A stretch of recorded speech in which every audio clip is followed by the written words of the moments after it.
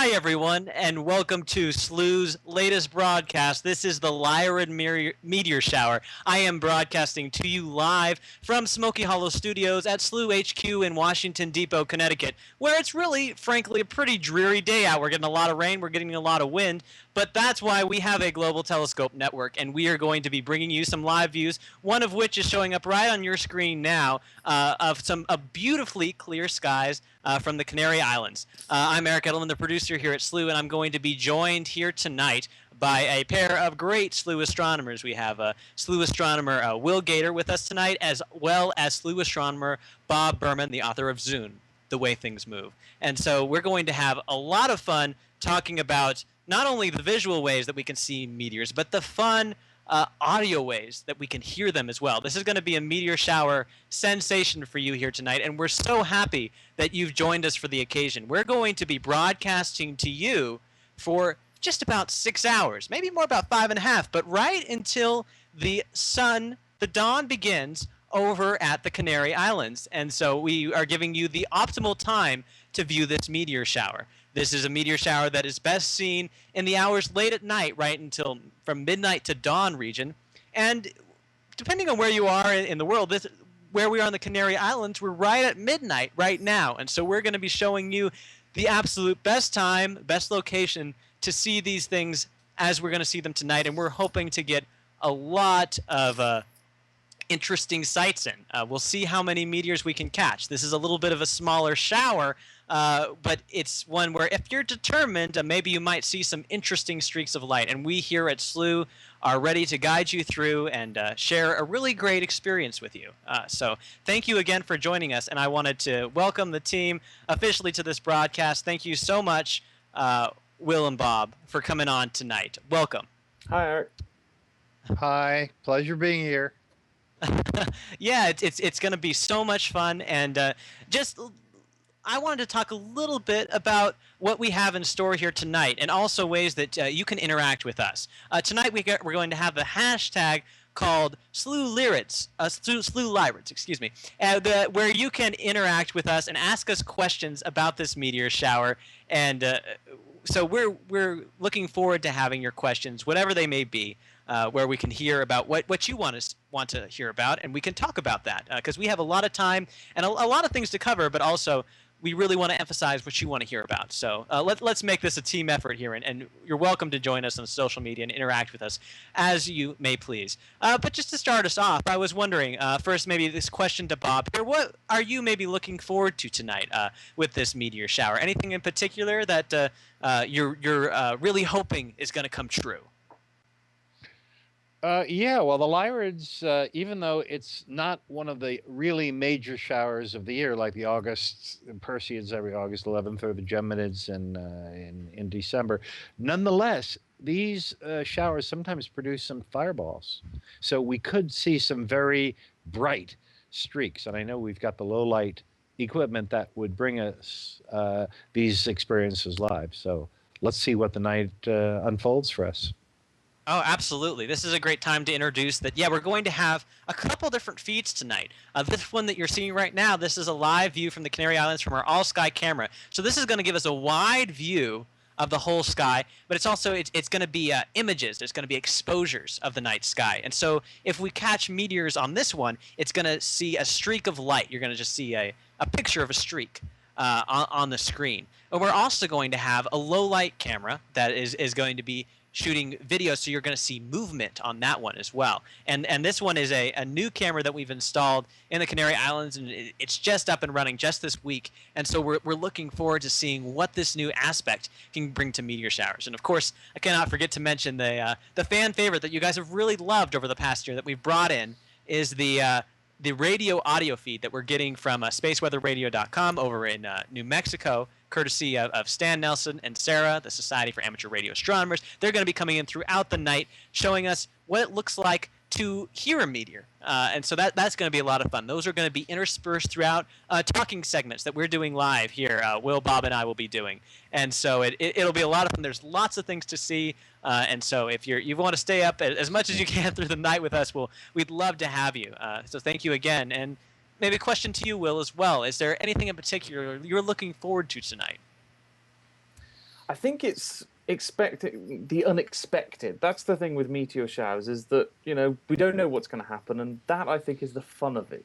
We can talk about events like eclipses, which are this beautiful sort of geometry and poetry of the stars and the planets, but actually with meteor showers, it's pure luck what we get.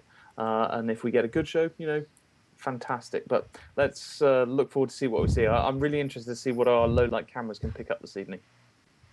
It's absolutely going to be an adventure. Yeah, I mean that's a really good point. Uh, and so looking forward to seeing what sort of things will pop us. And so the first thing that we're going to do actually is we're going to introduce you to that radio audio feed. So that's going to be a lot of sound that's going to sound a bit like radio static. But every once in a while you're going to hear something that sounds a bit like a ping, and that's something where this radio feed is picking up the meteor. And we're going to talk a little bit in detail about what all this means later on in the broadcast. But first, we're going to let you experience this sensation for the first time for yourself. And so you're going to hear the radio feed, and you're also going to see a visualization of it. It's going to be a blue ticker tape that's going to be trawling across your screen. And when we see things that look like a great ping, a great meteor ping, we're going to try and circle them with the cursor that we have to show you sort of what to look for. And so you can be introduced to this as the night goes on, and by the end of it, maybe you'll become an expert in this whole thing as well. So yeah, without further ado, we're going to take a quick commercial break. After that, we're going to have 10 minutes of this radio audio feed. Then Bob and I are going to be back for a segment where we're going to be talking to you a little bit about Meteor Shower 101. Like, why is this happening tonight of all nights? What is it that causes these meteor showers, and giving you a little bit of background and detail into what all this is about. So thank you again for joining us, and please stick around. We'll be right back in just 30 seconds.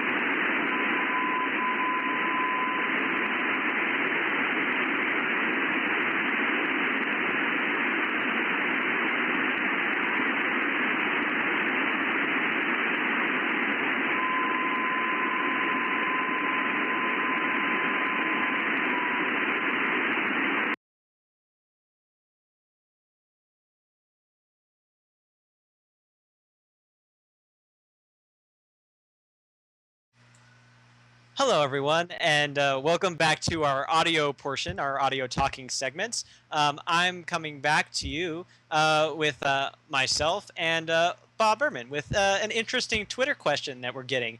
Somebody is asking, why are there no meteor showers over Australia? And I think that this is a good question to maybe introduce sort of how meteor showers work, why they're visible, where they're visible, and why that is.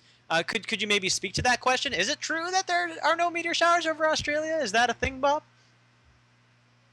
That some southern hemisphere meteor showers, are better there than the northern ones. Now, Lyra is a northern constellation, and the all the meteors seem to streak from near the star Vega, which is very low in the sky from Australia. So it's true that you see far fewer of these than you would in a southern hemisphere storm, but you get actually just as many meteors overall over all of the Earth.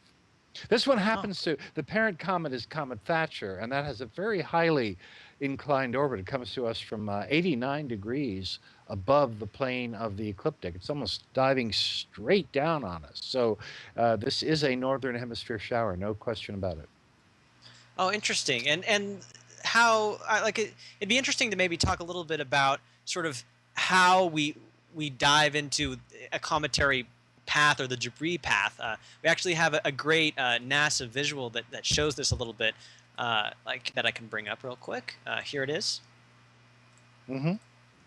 Yes, right now we're seeing Earth's orbit, and we're seeing the debris from a comet, left over from a comet, and here's Earth penetrating it. Now, the difference between this illustration and the current meteor shower, the Lyrids, is that the Lyrids come to us from almost directly above. As I said, almost to a 90-degree angle, straight down. I believe it's 80 degrees. From directly above. It's also, unlike the orbit that's been shown here, a more circular orbit. Comet Thatcher, discovered in 1861, has an extremely eccentric orbit. Those of you who know about these things, know astronomy, or have taken math, know that an eccentricity of 0.98 means it's almost a perfect ellipse. It's almost a straight line. So there's no circularity at all to this orbit. And the meteoroids, the debris from this comet, follow that in that path. So it goes out way past Pluto and comes in again. In fact, the comet has a 415-year cycle around the sun. It's not going to, not even come near Earth even anytime, even in this century.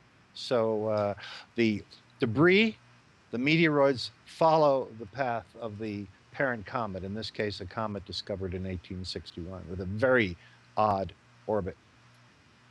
Oh, fascinating. And yeah, that it still makes a mark on us, even though we haven't. It's not coming around very often.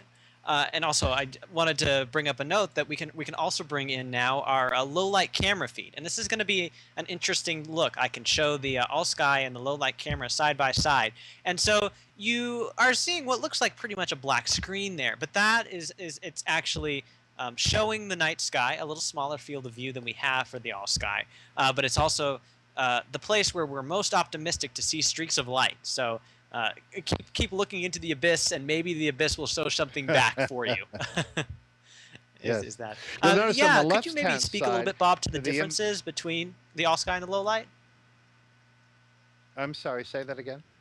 Oh, sorry. Yeah. Could you maybe speak a little bit to the differences between the all sky view and the low light view that we see Yes, here? the all sky on the left shows over 90 degrees of the sky. You can recognize the Big Dipper in the upper right, and the arc of the Big Dipper. This is Astronomy 101, arcing you down to Arcturus, the brightest star in this field. And then as you continue arcing, you get to Spica on the lower right, blue star.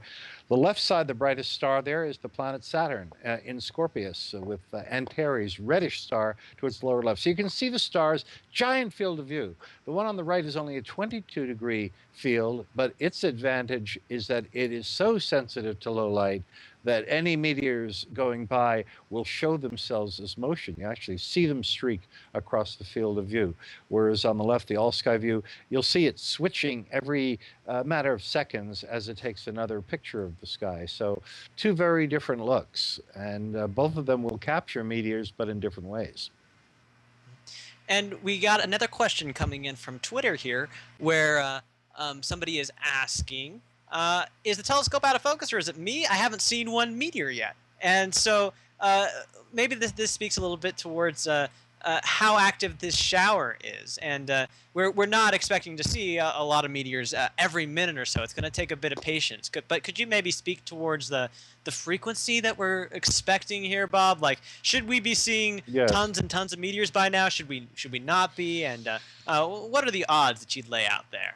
No, for reasons that no one explains. This is just a matter of odd coincidence. The meteor showers and even the background sporadic meteor activity is concentrated in just one 5-month period, beginning in early August when we start seeing the Perseids peaking on the night of between August 11th and 13th until the quadrantids every January 4th. That's meteor time.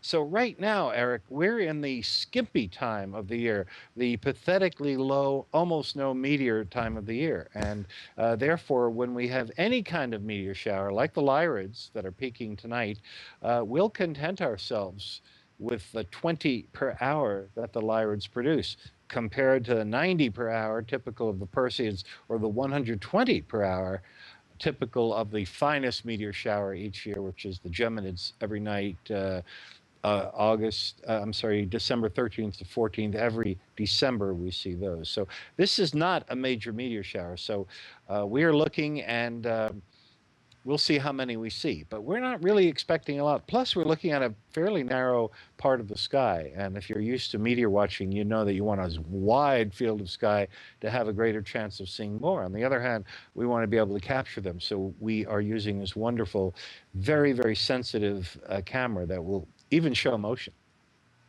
So there's lots of variables in play here. One of them being that there being potentially 20 meteors an hour, but are we looking at the right part of the sky when that meteor slashes through? We're trying to optimize our view so that we're looking at the best place where we're expecting the meteors to come from. But a lot of it is chance and luck, and so we are going to be a haven for those with the perseverance and gumption to stick around. And so how long can you stay, and how long will it take to see a meteor? It might be a little while. It might be a bit of a fight, a struggle, but we'll see we're how gonna it have goes. fun anyway. We're hanging out. You and me, and Will Gator will be on in a little bit, and we're gonna have a lot of fun watching the sky. Beautiful, clear night.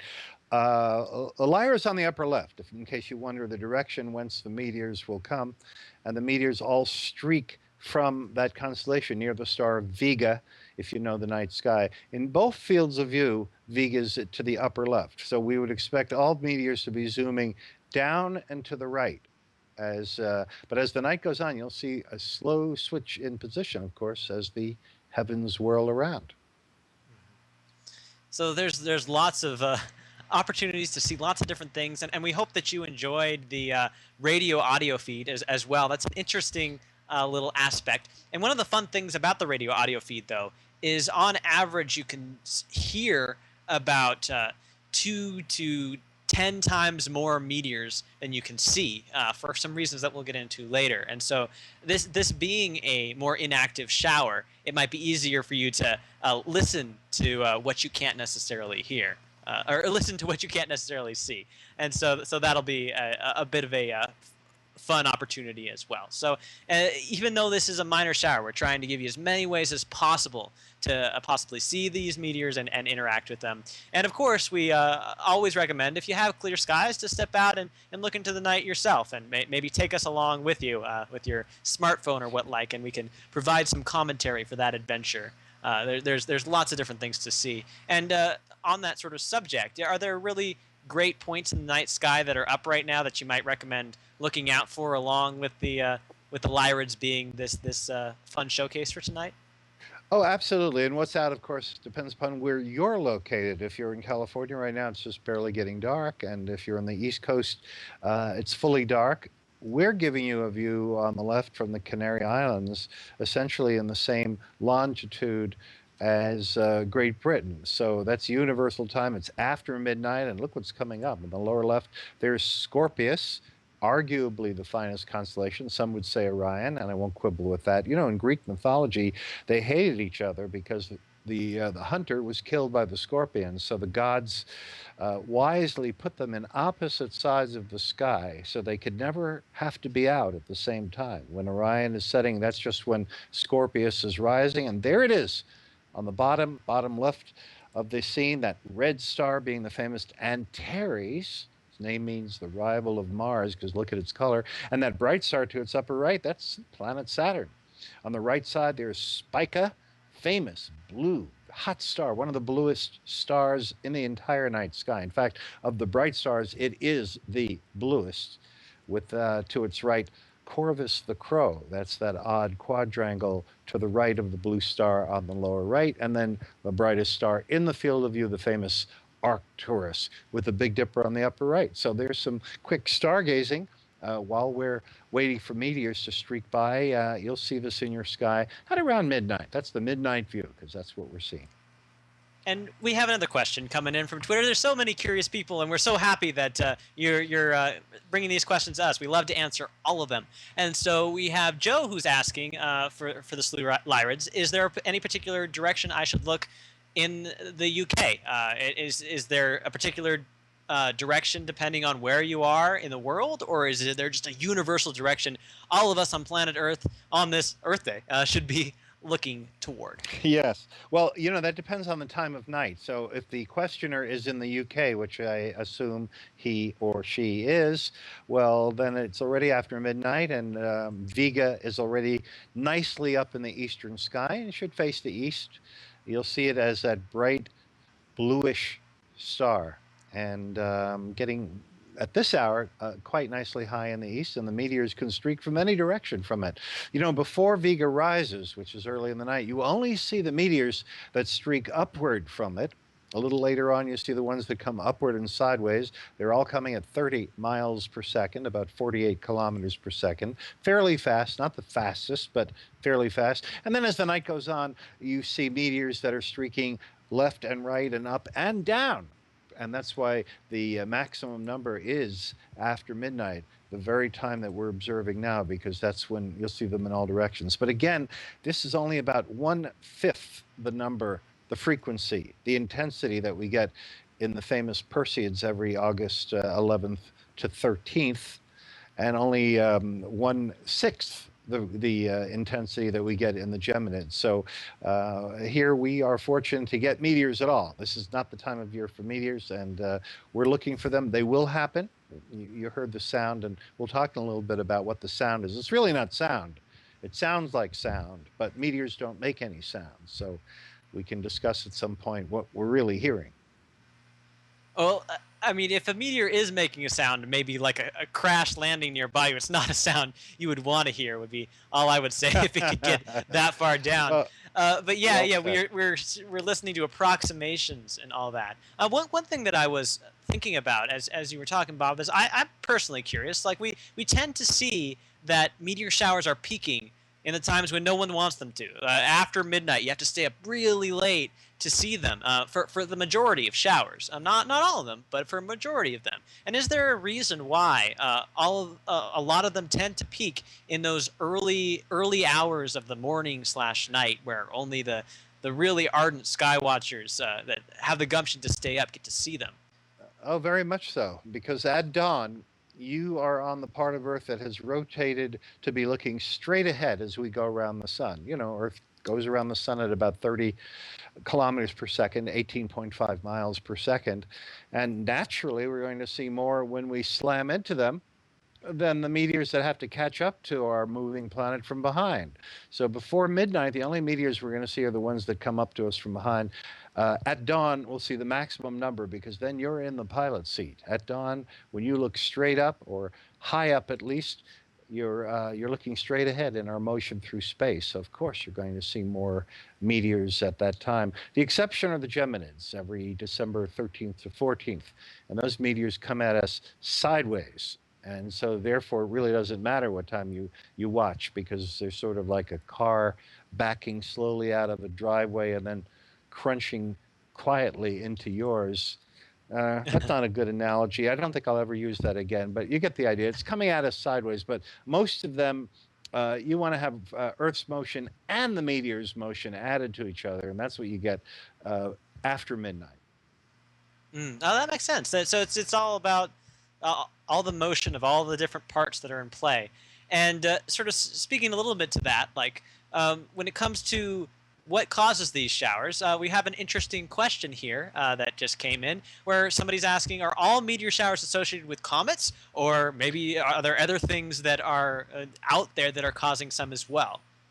No, they're all associated with comets with one asterisk. The only exception is the very odd. I mentioned the Geminids before, but they are associated with an odd object called Phaethon that doesn't really have much of a tail at all. We thought it had no tail, but it has something skimpy. It's more of an asteroid than a comet, and is one of the objects that point to the fact that maybe there is a in-between breed of animal that started out as a comet, lost virtually all of its coma and until all that's left is a little nucleus, and then all you have left is a little rocky core, and that's what Phaethon seems to be. That's the origin of the Geminids. All the other meteor showers are cometary in origin. In this case, Comet Thatcher, discovered in 1861 with a 415-year period. It's next going to come back, I believe, in the year 2280. And usually when we're closer to where the comet comes back, we get more of a meteor shower. That particular comet, at its closest point to the sun, perihelion, is just about the same distance as we are to the sun. So it can come fairly close to us, and with it, a replenishment of the meteor material. Wow. And so, yeah, so many variables playing into this. And thank you so much for all your questions. We love that you're so curious about this stuff. There's really a question that's been popping up a lot. People are asking sort of the same thing with different, if you put ad libs, different countries associated with the insertion in there. And everybody's wondering if they can see this meteor shower from their location. I was wondering, Bob, if you could give us a little bit of an outline as to like where this meteor shower will be best visible from. Will certain places see it better than others? Are there certain places that won't see it? Or is the whole world in luck in this time? Is a certain hemisphere in better luck? Well, we've already pointed out that the southern hemisphere is not favored for this shower. This is a northerly one. Vega is a northerly star, and the meteors seem to streak from that part of the sky. So the northern hemisphere, Europe, America, that is North America, definitely favored. Japan, Russia, not New Zealand, not South America. So far as particular places in the world, of course, you want to be out in the country, because from city skies, you simply will only see the brightest stars, and therefore you'll only see the brightest meteors. And so the fainter ones, which are unfortunately most of them, will be invisible. So if you can visit those friends in the country, a little late now to give them a call, maybe bring them some fast food from the city if you live in the city, and drive out for an hour or two, get to the countryside, you'll have more of a chance. But even from the country, between midnight and dawn are the hours you want to watch preferentially. And even then, remember, this is let's be generous and call it a medium meteor shower. We've put numbers on this already, that the summer meteors give you up to 90 per hour. This delivers 20 per hour. So we're doing this because this is April, and this is a desperation meteor time of the year, and we're having fun. You know, we're getting together. We've got clear skies. We've got the great Slooh equipment. We've got ourselves, each other. So we're having fun with this. It is a great time, and I'm enjoying it so much just because I see the dreary, rainy skies out by where I am in Connecticut, and at the same time I'm seeing these crystal clear live views from the Canaries that I feel so connected throughout the world. It's really a great opportunity, and thank you so much, Bob, for speaking about all these Asteroid 101 details. It's been a lot of fun, and I think we've all enjoyed really hearing people's thoughts on Twitter. We're going to be having another segment coming up where we're going to be hearing meteors. And so, I know that you haven't been able to see too much visual-wise, but this is one of the things that the audio feed can compensate for. And so you should see a little bit more activity in that feed. And so it's that blue ticker tape that's going to be going across your screen. And you're going to be hearing this sort of radio static, and also in between that radio static, certain pings and little sounds. And what we'll be doing here in the studio is we'll be highlighting on the feed when there's a certain noticeable ping that looks like it could be meteor in origin, so you can figure out sort of what to look for. And so we have that coming up, and that'll be about 10 minutes. You'll hear those nice sounds. We love to hear like what people think those sounds sound like. We get a lot of different ideas each time. One of my favorites was somebody was saying they're like whale sounds. So yeah, let us know what you think the Meteor radio feed sounds like, courtesy of our partners, Space Weather Radio, and thank you to Sarah, the Society for Amateur Radio Astronomers. It's really great that they're partnering with us for tonight. And so then after that segment, it's going to be Bob and Will that are going to be coming back and getting a little bit deeper into the meat of what makes a meteor shower, why that happens now of all times, and what makes for sort of unique visuals around it. So lots and lots of great fun planned for tonight, and we hope you'll stick around with us and enjoy this Lyrid meteor shower coming to you from Slooh. And it's special thanks to our members at Slooh for making it possible for us to bring this show live to the public. It's only because of your incredible support that we're able to do this stuff, able to have this new low light camera. So thank you again, and stick around. We'll be back after a 30-second break. Stay with us.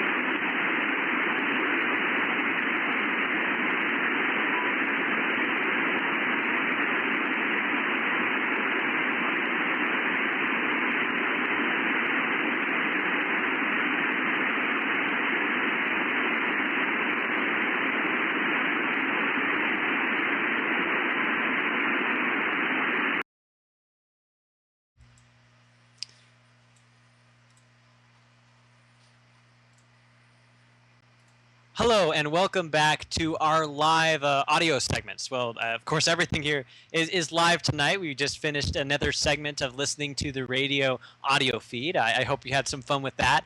And now I'm going to bring us back into another discussion about meteor showers. And this one is going to be.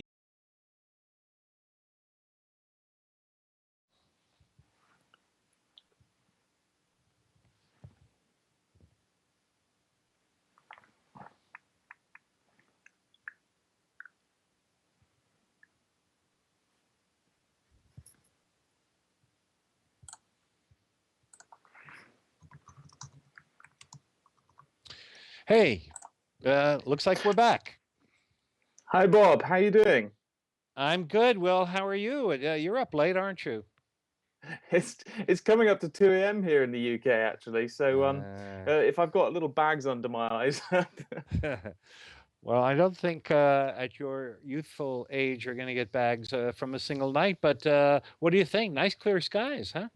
isn't it beautiful? We had a great Twitter question, actually. I saw someone on the hashtag.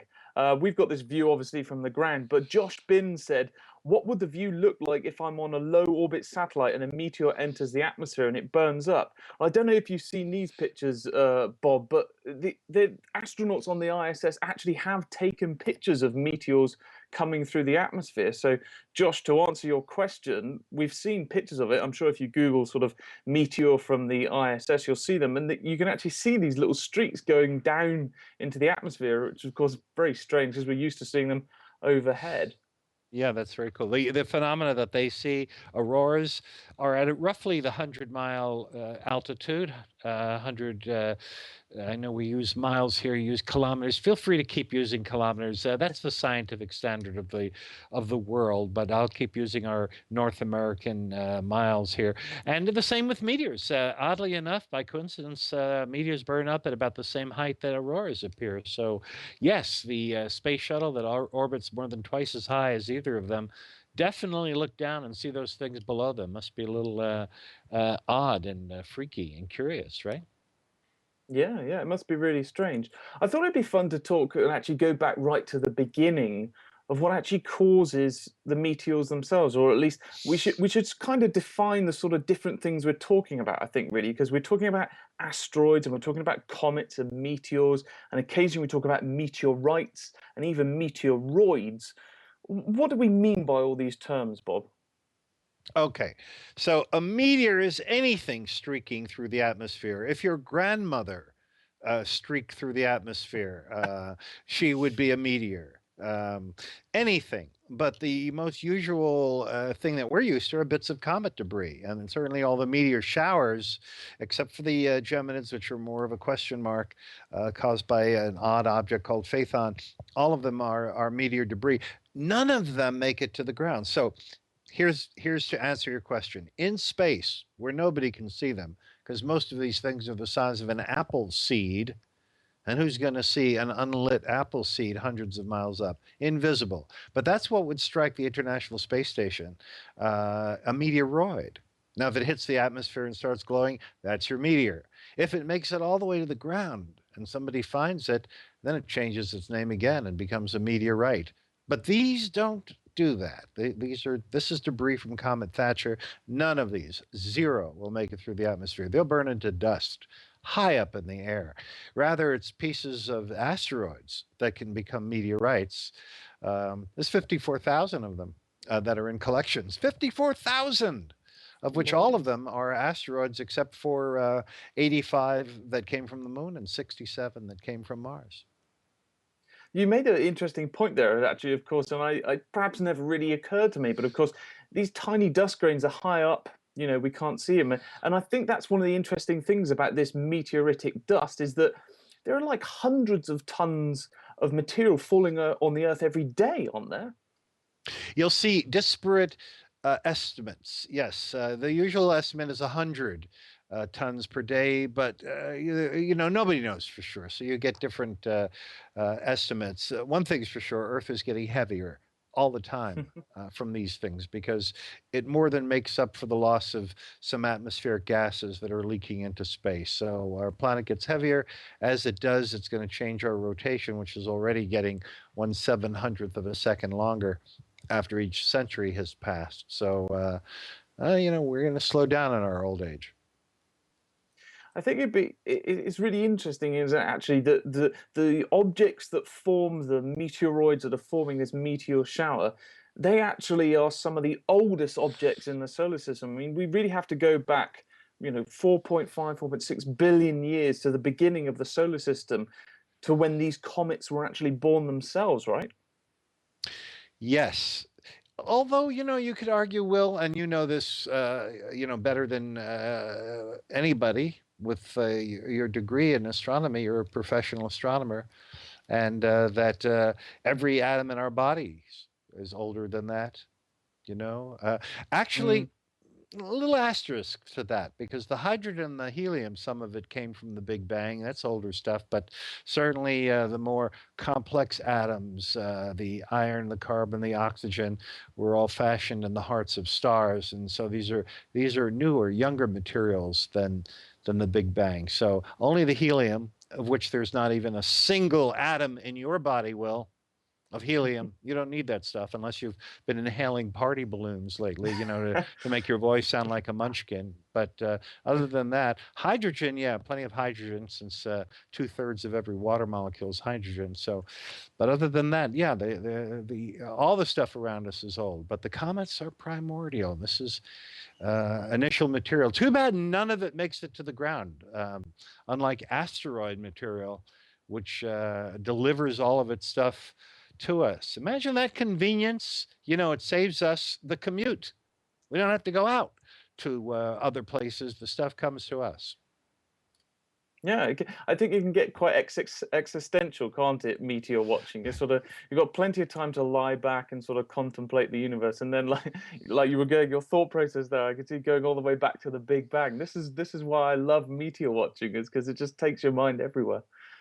It does. And tonight, especially on the right side, for those of us who have just tuned in, we have a special, extremely low light camera centered around the star Arcturus, only a 22-degree field of view. And that's so sensitive that it will actually show a meteor streaking through the field. On the left side, we have an exposure taken every few seconds with a much wider field of view. There's the Big Dipper. It's going to vanish soon. So take a last look at that dipper on the upper right-hand corner. Very clear. You can see the blue stars that make up some of the dipper, especially the end one, Alkaid.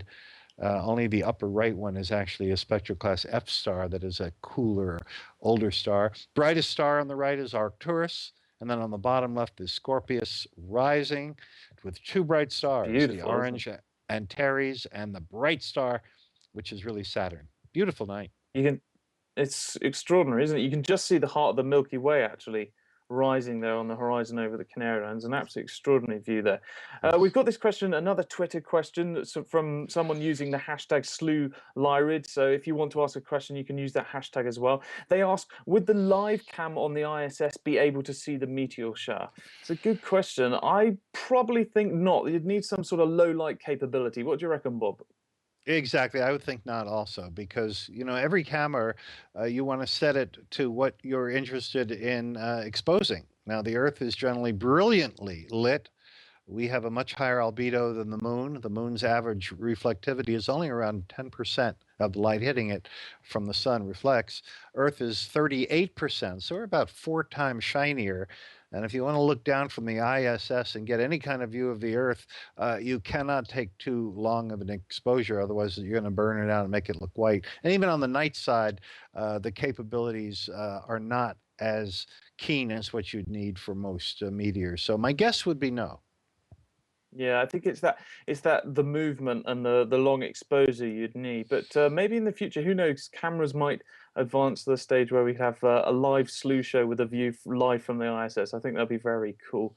It was interesting what you were saying actually about the field of view of the camera. Just to give anyone watching the low light camera on the right hand side, Bob said it was 22 degrees across. Well, just as a sort of ballpark figure, if you hold your outstretched arm, the distance between your thumbnail and the end of your little fingernail, that's around about in the 20-25 degree sort of angular diameter on the sky. So that gives you a sort of idea of the size of patch of sky we're looking at there with the bright with the low light camera. And that star, that bright little dot down in the bottom corner there, that's the star Arcturus that we were talking about, and you can see that quite prominently in the all sky view from the Canary Islands. As Bob was saying earlier, follow the handle of the plough, and it arcs all the way around to Arcturus, and that's right in the center of your screen right there. Yes, It's lovely. a beautiful view. Yeah, it's a lovely night. We're seeing stars right down to about the limit of human vision. This is closely mimicking what you yourself would see if you were by the Great Slooh telescopes tonight. Looking up at the Canary Islands, you'd be seeing a view very close to this. As Will just pointed out, lower left, there comes the center of the galaxy, just happens to be rising, the spot around which we rotate. Our sun, our Earth, goes around that spot. It's about 25,000 light years away. So we go around that every 240 million years. Some say 225 million years. You see both figures. And some call that a galactic year. You know, the time it takes us to go around that spot on the lower left, around the center of the galaxy. You know, someday a watch company, people don't wear watches anymore, but, watch company will have a galactic year hand that makes one sweep every 250 million years to match our rotation around the center of the galaxy. That would be faith in your product, having faith in your product, right? Yeah, it would also be a long time to wait for a galactic birthday, though. So I think I'll favour our Earth birthdays, Earth years. Thank you. Yes, quite lovely. But we, there it is, center of the galaxy. Imagine that. That's the. We always picture our galaxy as kind of like a pancake, and every pancake has a center. And this is a pancake with a lot more dough and stuff and material in the center. And there it is on the lower left-hand part of that live view. It's just rising now in the east-southeast, as seen from the Canary Islands. And there's Arcturus on the right side. Somebody once calculated, well, that if you hold your hand up, you can actually, the heat from Arcturus, because it's a giant star, not a supergiant, but a giant K1 spectral class, gives you a measurable amount of heat. It gives you the same amount of heat that you'd receive from a single candle located 3 miles away. Blimey. I'm not sure I'd rely on that on a very cold winter's night, though. That's right, not on a cold night. And what Will was saying about that spread of the hands, be sure, when you're holding your hand out at arm's length, spread your finger and your thumb maximally to get that 22 degrees or so. Spread them maximally, close one eye. And by coincidence, that's also the separation between the sun and a halo around the sun. Those common halos we see every week surrounding the moon or the sun, those are always 22 degrees in radius as well. They never vary. So the next time you see a halo, do that same thing. Close one eye, put the thumb tip, let's say, against the sun, and then your pinky will show you the radius, will show you where the arc, the actual ring will be. So that 22 degrees pops up here and there in astronomy. And if you're used to using our English units, not the metric, 22 is also the speed you're going to fall. After a second, you'll fall 22 miles an hour. It's also the speed of falling rain, 22 miles an hour. All these little numbers connected together. At the top of the show, Bob, we were talking about how these comets deposit these streams of meteors, this material, this dust through the solar system. But I thought we should talk actually about that process that creates it, because if something, an asteroid passes by the Earth, it doesn't necessarily deposit this dust. So what's going on there? What is that process that ejects material from a comet? Yeah, well, comets are so loose. They've been described as rubble piles and dust piles. The late Fred Whipple, the great comet expert, who I knew personally, he and his wife, wonderful man. And he was the one who coined the term a dirty snowball. that essentially you have a ball of ice with dust embedded in it. So, of course, when the comet comes closer to the sun, the ice sublimates, can't melt. You can't have liquid in space in a vacuum, but sublimates into gas and it releases the embedded particles, the rubble, the dust. And so now you have all this dust in space. The solar wind acts on it and blows it backwards. Solar wind's blowing pretty quickly at 500 kilometers a second, often 300 miles a second. And so this material gets swept back into a tail. And so many of this, most of this escapes from the comet itself, but doesn't go away. That's material that's in space, and it'll tend to follow the orbit of the comet and over time spread out along the orbit. Some cases, it's concentrated near the comet. In the case of the Leonids, that we see the night of every November 17th to 18th. You get a much greater concentration every 33 years when the comet itself comes by. In other cases, the material has been spread more evenly around the entire orbit. That's the case of the, let's say, the Perseids caused by Comet Swift-Tuttle. So different circumstances for different comets. And that material, actually, the people who predict meteor showers, they basically try and work out where these streams are, right? They try to sort of model when the Earth is going to pass through a particular patch, a little clump, as it were. Quite so. And some experts like Peter Jenniskins, one of the great experts of the world, they can be amazingly accurate with that, even telling us when the material is leaving its orbit a little bit so that we won't encounter it anymore. For example, many people don't realize that the great Perseid shower that we've been seeing for over 1,000 years is in its last legs because the material falls towards the sun. It loses energy. Remember from class, Will, studying the Poynting-Robertson effect. That is the pressure of sunlight on these little tiny dust grains that make up these meteoroid material. Well, this loss of energy means that the material spirals in towards the sun, and it means it doesn't always remain here where it's going to intersect Earth's orbit. Whereas the Geminids, the material from that is moving inward, still moving in closer and closer to intercepting us. So some meteor showers get better over the years and centuries, and some dissipate. So really, we should think of the solar system as sort of like this maelstrom of dust and these streams of materials, and the excitement is as we pass through them, we get these meteors, right? Yes, and lovely. One of those mysteries, Will, I think, is that why should the human spirit be so touched by just a streak of light, going across the sky? Mm. For that matter, look at these stars. They're just white dots on a background of that's gray or dark. What is this that so soothes our spirits and souls? But it's beautiful. Astronomy is beautiful, and sometimes there's no rhyme or reason. I mean, Saturn. Nobody who looks at Saturn through the great Slooh telescopes or even a backyard telescope can fail to come away and gasp or make comments. It's just inherently beautiful. And so are these the meteors in the night sky. We're still waiting for one on the right side with our special low light camera zooming in on a part of the sky with equipment that will show a meteor if it streaks by, even if it's a rather faint one. It's really beautiful, isn't it? I believe, actually, we were talking about comets. We've got live pictures of Comet Kopf, I believe.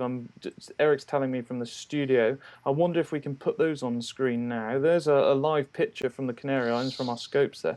That's lovely. And you can see that stream of material, that tail coming out from the comet there that you were talking about, Bob. Yes, quite lovely. Often comets have two tails. I know you know that well. A dust tail, actually made of particles being pushed by the solar wind, and then an ion tail, sometimes called a plasma tail. And this is material that's being ionized by solar energy, such as ultraviolet, and it produces a separate tail. One tends to curve, and one tends to be straight. Some cases, like Hale-Bopp, some years back. Remember, we had two great comets 2 years in a row, in 1996 and 1997. We had Hale-Bopp and Hyakutake. Hale-Bopp had a lovely double tail at one point. And Yeah, comets are another lovely thing. So it's not just that they give us these meteors, but they're beautiful in and of themselves, especially when you get a great comet every 15 to 20 years. We're kind of overdue for one now. Mm. As we watch these images, you can really see the center of the galaxy rising there, and that dark, winding sort of patch that's going through it, that's actually dust in our galaxy, isn't it? Yes, the Great Rift and truly dark skies, that becomes, in my opinion, the most interesting thing in the whole sky. You can sort of separate what are good skies from what are superb skies by what pops out at you in the night sky. From cities, sadly to say, there's no trace of the Milky Way and hasn't been for many decades from big cities.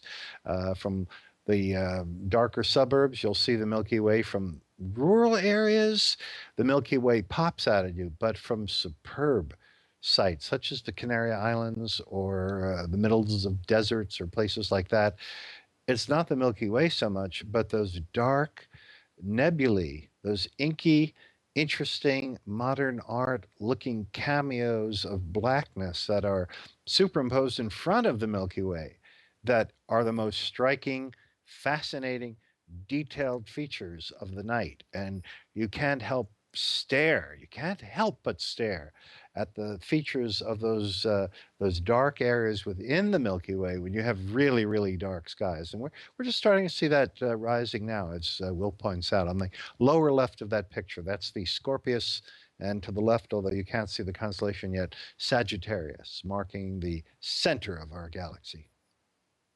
Well, as we watch these wonderful live views of that beautiful view of the Milky Way, as Bob was saying, I hand back to Eric now, and hopefully we'll have a listen to see if we can actually hear some of these meteors coming through the atmosphere. Eric, back to you in the studio there. Thank you, Will. And it's been so fun to hear what you guys have been talking about. It's really a gorgeous night of connections, really.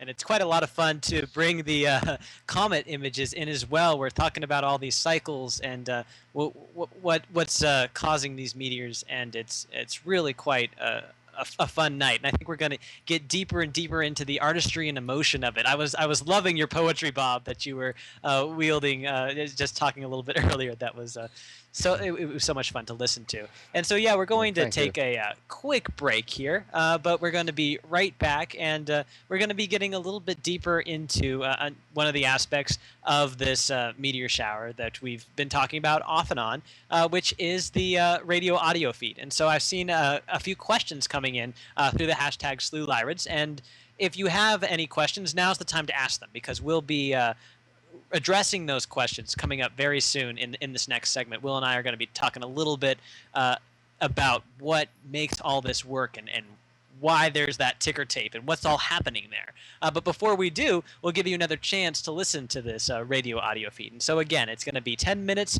of just about radio static. It's going to be some interesting sounds that you can hear and enjoy. And also in between those sounds, there's a bit of a blip that may happen, a ping, a meteor ping.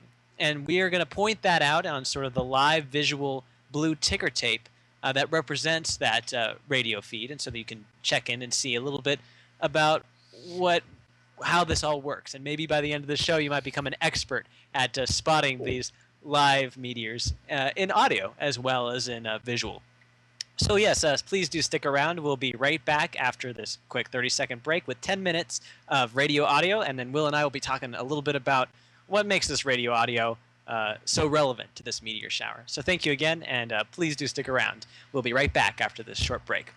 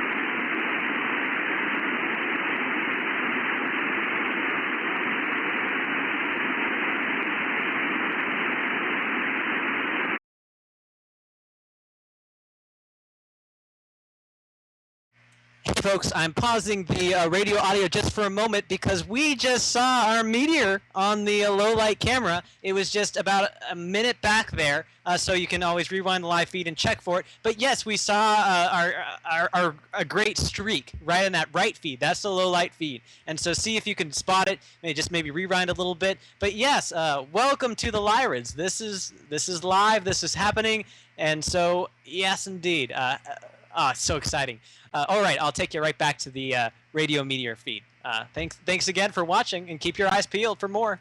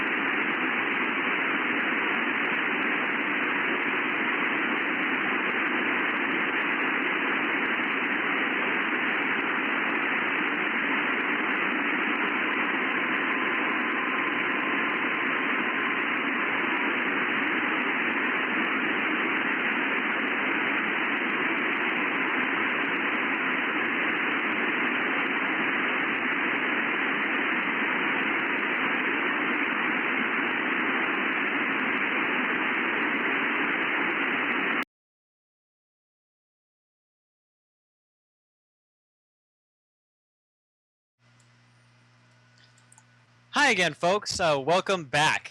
This was quite a fun segment, as those of you that were determined that we're sticking through, which were watching the screen very carefully, will have seen a very, very bright meteor that streaked across the low light version. That's the one on the right hand side. And so, yeah, this is the beginning of our night here, and we're hoping that it will only get more active as it goes on. But it is something that takes a lot of patience, a lot of tenacity, looking very closely at the screen, because this is not a very crowded shower. There's not going to be very many minute after minute. It's going to be a test of wills. And so, coincidentally enough, for this segment, I have Will Gator joining me.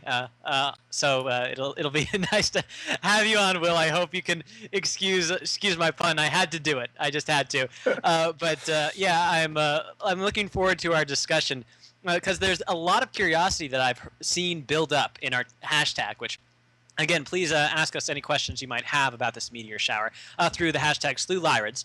And there's been a lot of people that have been curious a lot about this radio audio feed. It's sort of a newfangled sort of idea for a lot of people that maybe our Slooh veteran members and people that have watched the show for quite a while will have seen this before. But it isn't something that people normally associate with watching meteor showers, because it's listening to them. And I was wondering if you could maybe tell me a little bit about your sphere of knowledge with the radio feed. Like, what exactly are we hearing? Are we hearing like the meteor buzzing by, or is it more of a proxy for something else? It's really strange, isn't it? We're actually hearing the sound of the meteors, except we're not actually. And it all goes back to what actually happens when that little tiny grain of space dust that Bob was talking about earlier, when it hits our atmosphere. It's traveling at tremendous speeds. I mean, some of the speeds of some of these little grains can be many tens of kilometers per second. And so when that little grain hits the gases in our upper atmosphere, the air ahead of it is compressed to an incredible degree. In fact, if you think about like when you pump up the tire on your bike, Eric, as you pump up the tire, the compression of the gas, have you ever felt the pump? And it gets warmer and warmer as that air inside compresses. Well, imagine you were pumping at sort of 10 kilometers a second. Your pump would probably start glowing, wouldn't it? It would glow bright white hot. Well, that's exactly what's happening to the sort of air and the meteoroid itself. It's this tremendous compression is heating the air around it and doing something what we call ionization. It's basically stripping electrons off the gases in our atmosphere. And that is where this whole radio meteor detection thing comes in, because as that meteor sort of creates that beautiful streak of light, it's also creating this column that's many tens of kilometers long, but much less than a meter thick, a meter wide. It's creating this column of what we call ionized air. And that ionized air acts like a mirror to radio signals. And you think, well, why is that interesting? Well, here's the interesting thing about how you can listen to meteors. If you tune a radio set, or in the case of with our feed partners at Space Weather Radio, what they've got is a very powerful antenna that's listening to a radio station that is beyond their horizon, that is one that they can't normally hear. It might not be a radio station, it might be some very powerful radio transmitter, but they've tuned into that particular band, that particular frequency, and they're listening out. Now, ordinarily, they wouldn't be able to hear it because the radio transmitter is far over their horizon and they can't hear the signals. But when these meteors come through and create those ionization trails, those little mirrors, if you like, of the radio waves, they can actually bounce the radio signal from that specific radio station or transmitter. And that is what we hear as that funny sort of, some people have called it whale song, that sort of that sort of trail, and that is what we're hearing. So we're hearing that sort of signal from that radio station, distorted in some ways, but sort of transformed, if you like, into something that we can hear. And so that's what we're listening on that live feed. Is we're hearing essentially the signals from a distant radio transmitter reflecting off those trails left by the shooting stars. It's quite incredible, I think, to think of all the physics that goes in to allow us to hear that. It's so fascinating, and it's also so far removed from the source, but also so indicative that we've heard a meteor it's a meteor that's doing this, because like we're seeing we're seeing this signal bounced off this ionized trail, not even the meteor itself. And this isn't even a sound that we're hearing. It's so removed, but at the same time so indicative. It's so interesting to sort of think about. And there have been questions actually from our viewers about like how they can maybe listen in too. Like I don't know, are you familiar with like ham radio and that sort of deal, Will?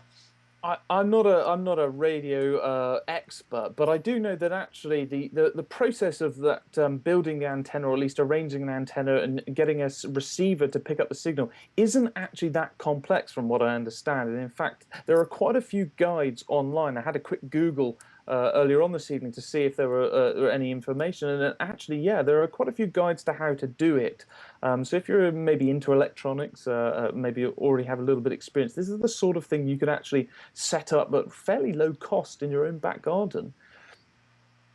And yeah, it's a great way. There's lots of amateur ways to view or experience a meteor shower. This is one of them. I mean, with your naked eye looking out at the night sky, that's that's a fine way to look at meteor showers. If it's not cloudy by you, we'd encourage you to, at the same time while looking at our feed, also look at your own live feed outside in front of your own face, and there's lots of opportunity for that. But yeah, there's getting a little deeper into sort of what the space weather radio audio feed is. That people were sort of curious about that ticker tape, and what the ticker tape is sort of vertical wise. It's talking about the frequency, or when you tune a radio, sort of where the direction of where that source is. And so the way space weather radio is tuned, that things are coming in at 1,000 hertz if you're looking for the radio pings of meteors. And so when you see sort of the blue tape, but you also see bright specks of light sometimes, that those signify that you've heard a ping of some sort. And a lot of times those pings actually can look sort of like a check mark. Say they can move a large distance in the frequency, and it's actually an interesting phenomenon that speaks a lot to like the speed of the meteors and things like that.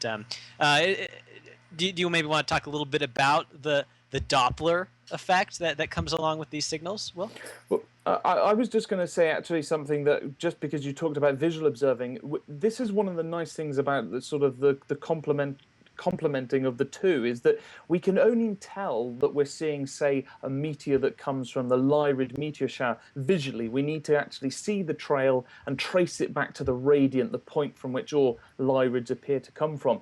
But we can't do that with the radio signals. So it might be that some of the meteors that you're hearing that are coming through on the space weather radio feed, they might not be Lyrids. They might be what we call sporadic meteors. These are meteors which have no particular direction. They're not associated with a particular shower.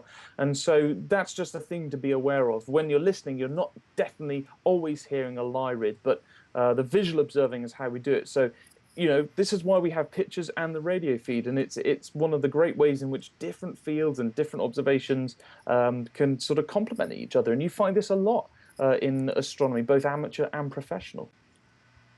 Oh, absolutely. And it's what makes me so happy that we can see all these different aspects of this meteor shower. I wanted to bring in the Cop comet again, because it speaks so well to this cycle that we're looking at. And this is the color view of it. And we see this really significantly yellowish brown color that's coming in. This is live from the Canary Islands as well. And so tonight we're looking at meteors streaking across the night sky. We're looking at what causes meteors. We're looking at comets live from the Canary Islands. We're listening to different aspects of that might not necessarily be Lyrid meteors, but meteors that are streaking across our sky. And so there's so much activity. There's so much to be done here that it's really it's quite a fun night, chock full of things to do. Out of all the different sort of resources that we have, Will, would you say there's one that you prefer, that's your sort of favorite way to experience a meteor shower?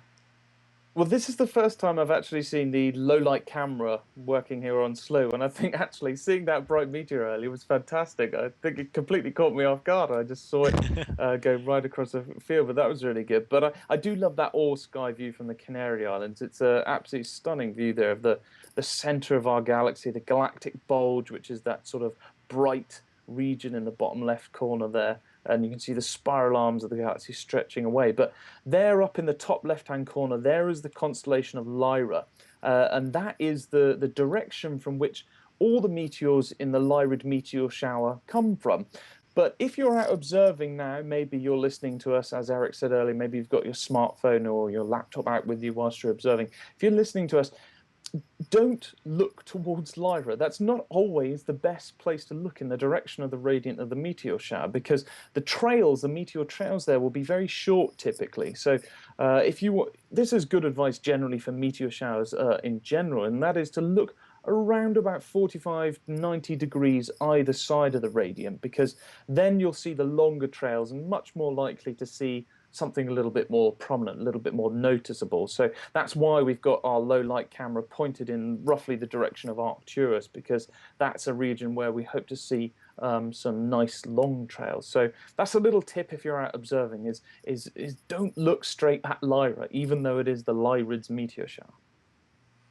Right, right. That's a very good point. And yeah, it'd be great to get into tips for our viewers. Like I always hear people saying that it's when I blink, that's when the meteor streaks by. That's when it happens. It's always it's a shy meteor. And is there any sort of tips you can give me in terms of how I guess we don't necessarily want to have a staring contest with the night sky. Don't keep your eyes open too much. Don't make your eyes injured or watered or overly exposed. We don't want any of that. But what about an optimal blinking ratio or something along those lines? What's the best way to keep your eyes on the night sky for a meteor shower? Is there a strategy there? Do you have a strategy personally? Well, I could give you some sort of convoluted description and might give you terrible eye strain, so I don't want you to do that. There's a much simpler thing, and this is one of the things I love about meteor showers. Get your friends, get your family to come round and set up a load of chairs in the garden. During the summer months when we get particularly good meteor showers of Perseids, it's lovely. I get my sun lounger out, relax out in the garden with some family and friends, and look up at the sky. And many eyes on different parts of the sky, you'll begin to see more meteors. It's simple physics, if you like, simple optics. Different people looking at different parts of the skies, and you can share that experience. And I think that's what the sort of fun of these meteor showers is. If there's one thing, it's that they are very social. Right on the nose, really. I mean, that's sort of what we're trying to speak to here at Slooh, and we're so happy that you've joined us here tonight and been part of the Slooh family, the Slooh community, and joined the conversation. And that's really what we'd like to be here for you for tonight, is to have a nice campfire around sort of the universe as we look up at the night sky and we see these different incredible things that are happening. And hopefully we'll see a few meteors more coming up, and we've already seen at least one, and so it's really been a lot of fun to keep our eyes on the night sky. And I have an interesting question that's come in from Twitter here. Brian is asking, can meteor showers affect the weather? And I think one sort of interesting follow-up to that is maybe, can the weather affect the meteor showers? Like if we have a really turbulent sky, I mean, even if we can't really see the meteors, does it make a difference in terms of the trails that they might leave, the ionized trails? It's maybe an interesting thing to consider. Well, what are your thoughts on that, Will? There's a couple of ways I think about this. I'm not a weather expert. I'm pretty sure that meteors have no real effect on a sort of normal weather, clouds, things like that, because we're talking about a sort of altitude here of around about 80 to 120 kilometers. So that's quite high in our atmosphere. And like you said, of course, yeah, if we do get, if you get a lot of high haze, that can really spoil views. Of course, thick cloud, you're not going to see anything. That's why radio meteor detection is really interesting, because you can do that even in daylight and even under thick cloud. So that's why that's brilliant. But what about clouds? Because there's an interesting type of cloud that we call clouds that in some ways we think may be related to meteors. And these are an unusual phenomenon that actually, in the northern hemisphere, we hope to see in the coming months. And these are noctilucent clouds. So these are very strange type of clouds. They're not anywhere in the sort of height that the normal weather clouds, the sort of tropospheric clouds that rain on us. They're actually at about 80 kilometers up in the atmosphere. And some scientists think that these particular clouds, they're sort of very misty sort of tendrils of essential ice crystals. Some scientists think that those clouds form around the dust that's deposited in our atmosphere by meteors, by those shooting stars that come through the atmosphere as they leave those beautiful trails. They deposit microscopic sort of trails of dust into the upper atmosphere, and they form what is known as a sort of nucleation site, a point around which ice can condense in the upper atmosphere and form these really quite beautiful clouds. And if you've ever seen in the northern hemisphere in the summer months, July, August, even June, you see these glowing, ethereal, sort of electric blue tendrils on the northern horizon. That's what they are, and they're about 80 kilometers up, around about the same altitude that meteors burn up in our atmosphere. So they do affect those clouds, we think. That is so cool. Oh man, and just listening to your description of that, that seems like a great visual to have one of these days on Slooh. I'd enjoy that. Wow. Yeah, that would be cool. But yeah, keep those questions coming in. We have the hashtag Slooh Lyrids, and we'd love to talk about it. And this will bring us into interesting places that we never would have thought we'd go to. Like I'd never heard of those clouds, and I'm really happy that I've heard of them now. I'm going to certainly go into a little bit of a Google cycle after this show because oh man, that's so cool. Definitely noctilucent clouds. They're cool. Yeah, we're in the system it's so interactive. It's this is space coming to us. Like we usually think of space as so distant. We see these planets so far out, so untouchable, but these meteor showers, these trails, this debris from these comets. This is a comet, FedEx. This is the delivery that's coming to our planet of this space material. And so it's all so fun. It's all a part of it. So yeah, keep your eyes glued to the screen, particularly to the right side of the screen, because that's where we're going to see those streaks most likely. And so we're looking forward to potentially seeing more as this night goes on. But yeah, thank you for having this great conversation with me, Will, about sort of observing and getting a little bit more into what the radio audio feed is exactly. I think it's great to have context for that, and of course, we'll get into more bits and pieces of it as the night goes on. But I think this was a great introduction to what it is, because yeah, well, this is not the meteor speaking to us, but it's us sort of detecting them by proxy. It's so fascinating. And speaking of that meteor detection method, we're going to go back into the radio audio feed in just a bit. That's going to be coming up right after this very short commercial break, and we're going to be spending 10 minutes there listening to the whale sounds, the elevator pings, the whatever you think that they are.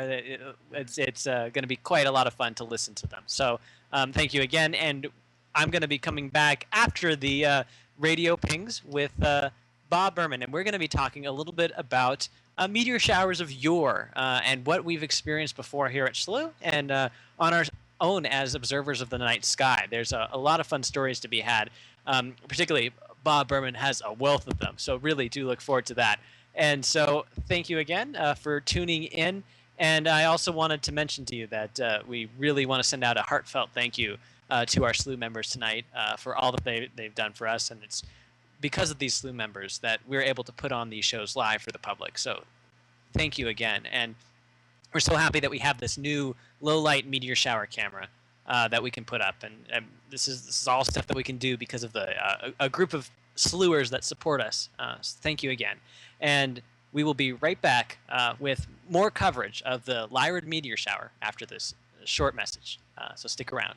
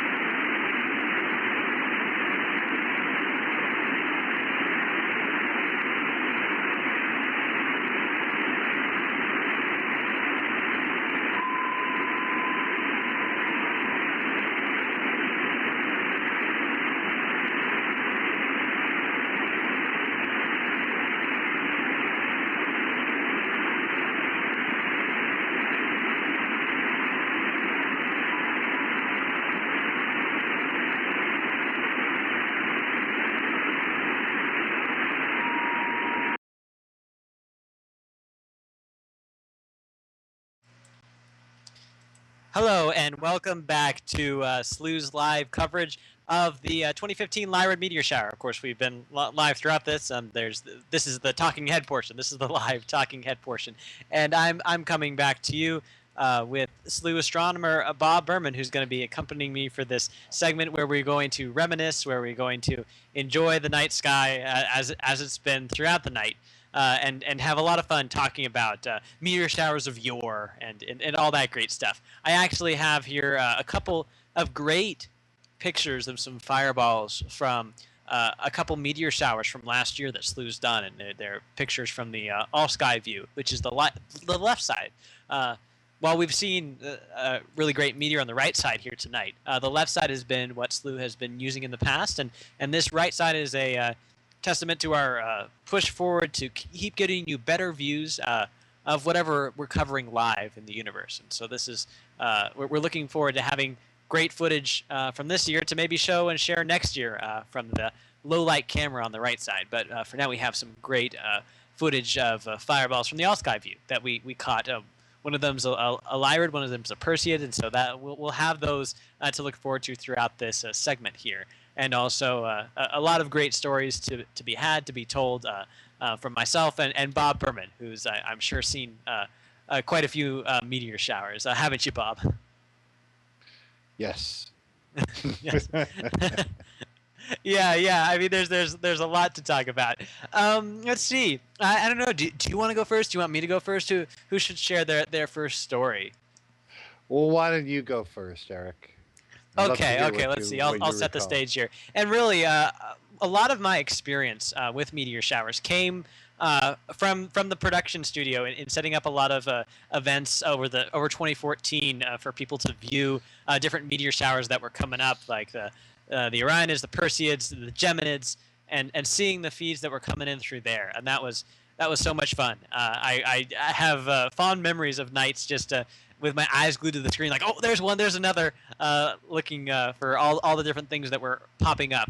And one of the great things that I was able to sort of first pioneer with these Slooh broadcasts is the radio audio feed. It was really a lot of fun to bring that and incorporate that into the broadcast. And one of my favorite nights was when we were watching the Orionids on Slooh.com, and we had a great combination of feeds. So here tonight we have some wonderful views that we're showing that are from the Canary Islands, and we also have some from New Mexico. And so this is, I mean, it's fine, but you're seeing views from the radio feed. That's from New Mexico, that are quite far away on Earth from where we are on the Canary Islands. The Canary Islands are off the coast of northwest Africa, and a little bit below Europe there, and so we're not necessarily going to be seeing the same meteors there that we're hearing on the other feed. But what we had for the Orionids was it was so fun, where we had a feed that was coming in, for the radio audio feed from Space Weather Radio. It's coming in from New Mexico, and then we had the feed from this was from Arizona. Yes, Arizona, from Matt Francis, and it was so they're right next to each other in the United States. And we had one time that was so perfect, in that we saw this meteor streaking across the sky, and then we saw the beautiful representation of that in the radio audio feed. And we actually this is a highlight that we have from a show of old that we can share with you, actually, and I can bring that up right now. But seeing that was just so much fun, seeing that live. So here I will bring up the Orionid meteor shower highlight from way back when.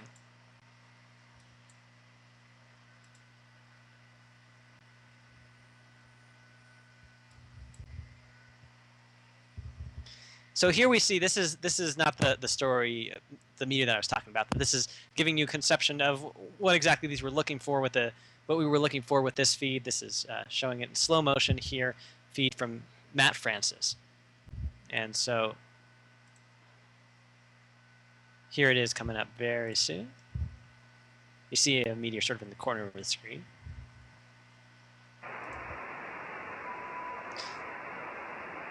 So here it is.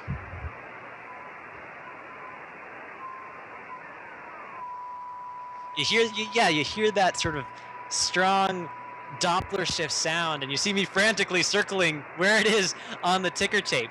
That was that meteor. That was so much fun to see live because you see it streaking across the sky, and then you see that Doppler shift, and oh man, I can't even describe that feeling because you hear about meteors and we talk about how these two feeds correspond, but actually to see it in real time, to have that proof, oh, it was so satisfying. So that's not necessarily something that's going to happen in the same sort of way here tonight. Well, we're going to be experiencing the radio audio feed and as well as the visual feed. Having that correspondence, having those two feeds so close together gave us that really wonderful trick of seeing how they are looking toward the same thing. They're experiencing that same thing, and oh, that was a lot of fun. And so, maybe again we'll be able to partner with Matt Francis sometime in the future, where we'll be able to have him in Arizona and the audio feed in New Mexico. And so maybe we'll see that again, because that is, I can't emphasize enough how fun that is to see that live. It was quite a great experience. And yeah, Well, what about you, Bob? Do you have any stories to unearth about meteor showers that you've seen, great experiences that you've had along those lines? Well, sure. And I think the reason people love meteor showers and love following them here is that so many people can remember from their childhoods, from summer camp, from wherever, with parents, with friends, with girlfriends, with boyfriends, with, outdoors, and seeing the great summer shower every August 11th or 12th. And everybody remembers fireballs, brilliant meteors across the sky. And these are so much a part of our growing up and our yearly experiences that anything we can do to enhance them or repeat the experiences, as we do here on Slooh, always resonates and brings back an echo of something that goes very deep in our psyches, because it's something we've been hopefully watching all our lives. I know there are a number of city people who perhaps have never gotten out of the large metropolitan area and seen the dark skies and seen brilliant meteors. But I hope most people have visited those friends or relatives in the country and been able to see it. The showers that really stand out to me was the best meteor shower of our lives for most of us, and that was the wee hours of November 18th, 2001, when the Lyrids put on just a gorgeous display where we had between 5 and 7 brilliant green shooting stars per minute. We're talking about one every 9 seconds or so, and almost all of them left behind lingering, glowing trains, like Cheshire cat smiles, that would keep lingering long after the meteor had gone to meteor heaven, had disappeared. And so that was probably the best shower, and they were all green. But there were storms, reports that I've received from the great Lyrid storm in 1966, where people saw as many as 60 per second. That's right, not a misprint. 60 shooting stars per second that all radiated from one spot near the star Regulus, as if somebody had drilled a hole in the heavens, and sparks were leaking out in all directions, radiating from this one place in the heavens. Imagine that, 60 per second. I've spoken to 2 people who, just by sheer luck, got to see that meteor storm. That was certainly the best display of our long lives, those of you who were old enough to have been around in 1966. And yeah, it's all about seizing the opportunity and taking advantage of the unpredictability that can sometimes come across in these storms. That there's just these incredible bursts of activity and flavor that can really make somebody's life just a memory that's not going to go away. And I have to say again, I love how poetic you are when you talk about these things, Bob. It really sparks the imagination. I think it's so much fun. Well, thank you. I mean, there's certainly something in these that touches the spirit. This is a mere science. I loved your enthusiasm when you were speaking about the ionization and the way that produced the radio noise. Of course, it's not real noise. This is a form of light that we are translating into sound for us to hear, and the meteors producing it And it was great that you liked that correspondence between the visual meteor that Matt, who's going to be here tomorrow, actually, produced for us, a longtime Slooh contributor, and these wonderful actual sounds that we're hearing, of course, not actual sounds, but ionization radio noises that correspond to the meteor. So, yeah, the showers that we have seen that have lit up our lives, and this is not a major shower. It's very exciting for us to see that meteor go by on the right side of the screen a little bit. I've also been loving watching our all-sky view from the Canary Islands. This is a camera mounted right to our giant Slooh telescopes, and we're seeing on the left side what the Slooh telescope would see if it could look around. And instead of looking at a small part of the heavens, we're looking at a view more than 90 degrees towards the center of the galaxy. That's the bottom of the picture there, where Scorpius, the tail of Scorpius, and Sagittarius are now coming up. That blobby area, that's the space around which we revolve every 240 million years. Very epic. It's great to see over time just the shift that goes on the all sky view. It really speaks towards the motion of the universe, and we see sort of the edge of the dipper there that's going out of view on the top right of the all sky view, and the motion will continue throughout the night. And we actually had a question that came up just very recently, where somebody was asking how long are we going to be broadcasting for? And well, we're going to be broadcasting as long as we can. We're going to be covering the night sky from the Canary Islands until sunrise, until the sky gets too bright for us to see these meteors. But so we'll be having a live discussion about this for another hour or so. But we're also going to be keeping this feed on for all of you who want to stay up and spot as many meteors as you can, because it is as I've said throughout the night. It's quite challenging to be able to spot things tonight. We've seen a couple. It's been exciting to. It'll be exciting to look back on the feed and to sort of review those. But yeah, being able, they're not going to be very frequent because this is not, as Bob was mentioning, this is not one of the more active showers, but it is one where you're going to see meteors occasionally. And so just keep looking at that right side of the screen, that low light view, because that's where we're going to see most of the action when the action is happening. Even though it is a smaller field of view than the all sky, it is one that is specially designed for you to be able to see the meteors that may be a little bit dim as well. So keep your eyes peeled on that. And it's been quite exciting. Yeah, I heard you were talking to me sort of in the segment while you saw that meteor that was coming up. Did you? How did it feel like to see that first Lyrid meteor Lyrid meteor? Oh, it was nice. It was nice to see it in real time, bright, streaking through the right side of the field, and it's also nice at the same time to look on the left and see where it's streaking from. In fact, the exact spot is very clear on the top of the left-hand side. That bright blue star, that is Vega. And that's essentially where all these Lyrid meteors are radiating from, that part of the sky. A very special star, Vega, single star, not a binary star like about half of them. A star that spins so quickly that if it rotated even a little bit faster, it would break apart.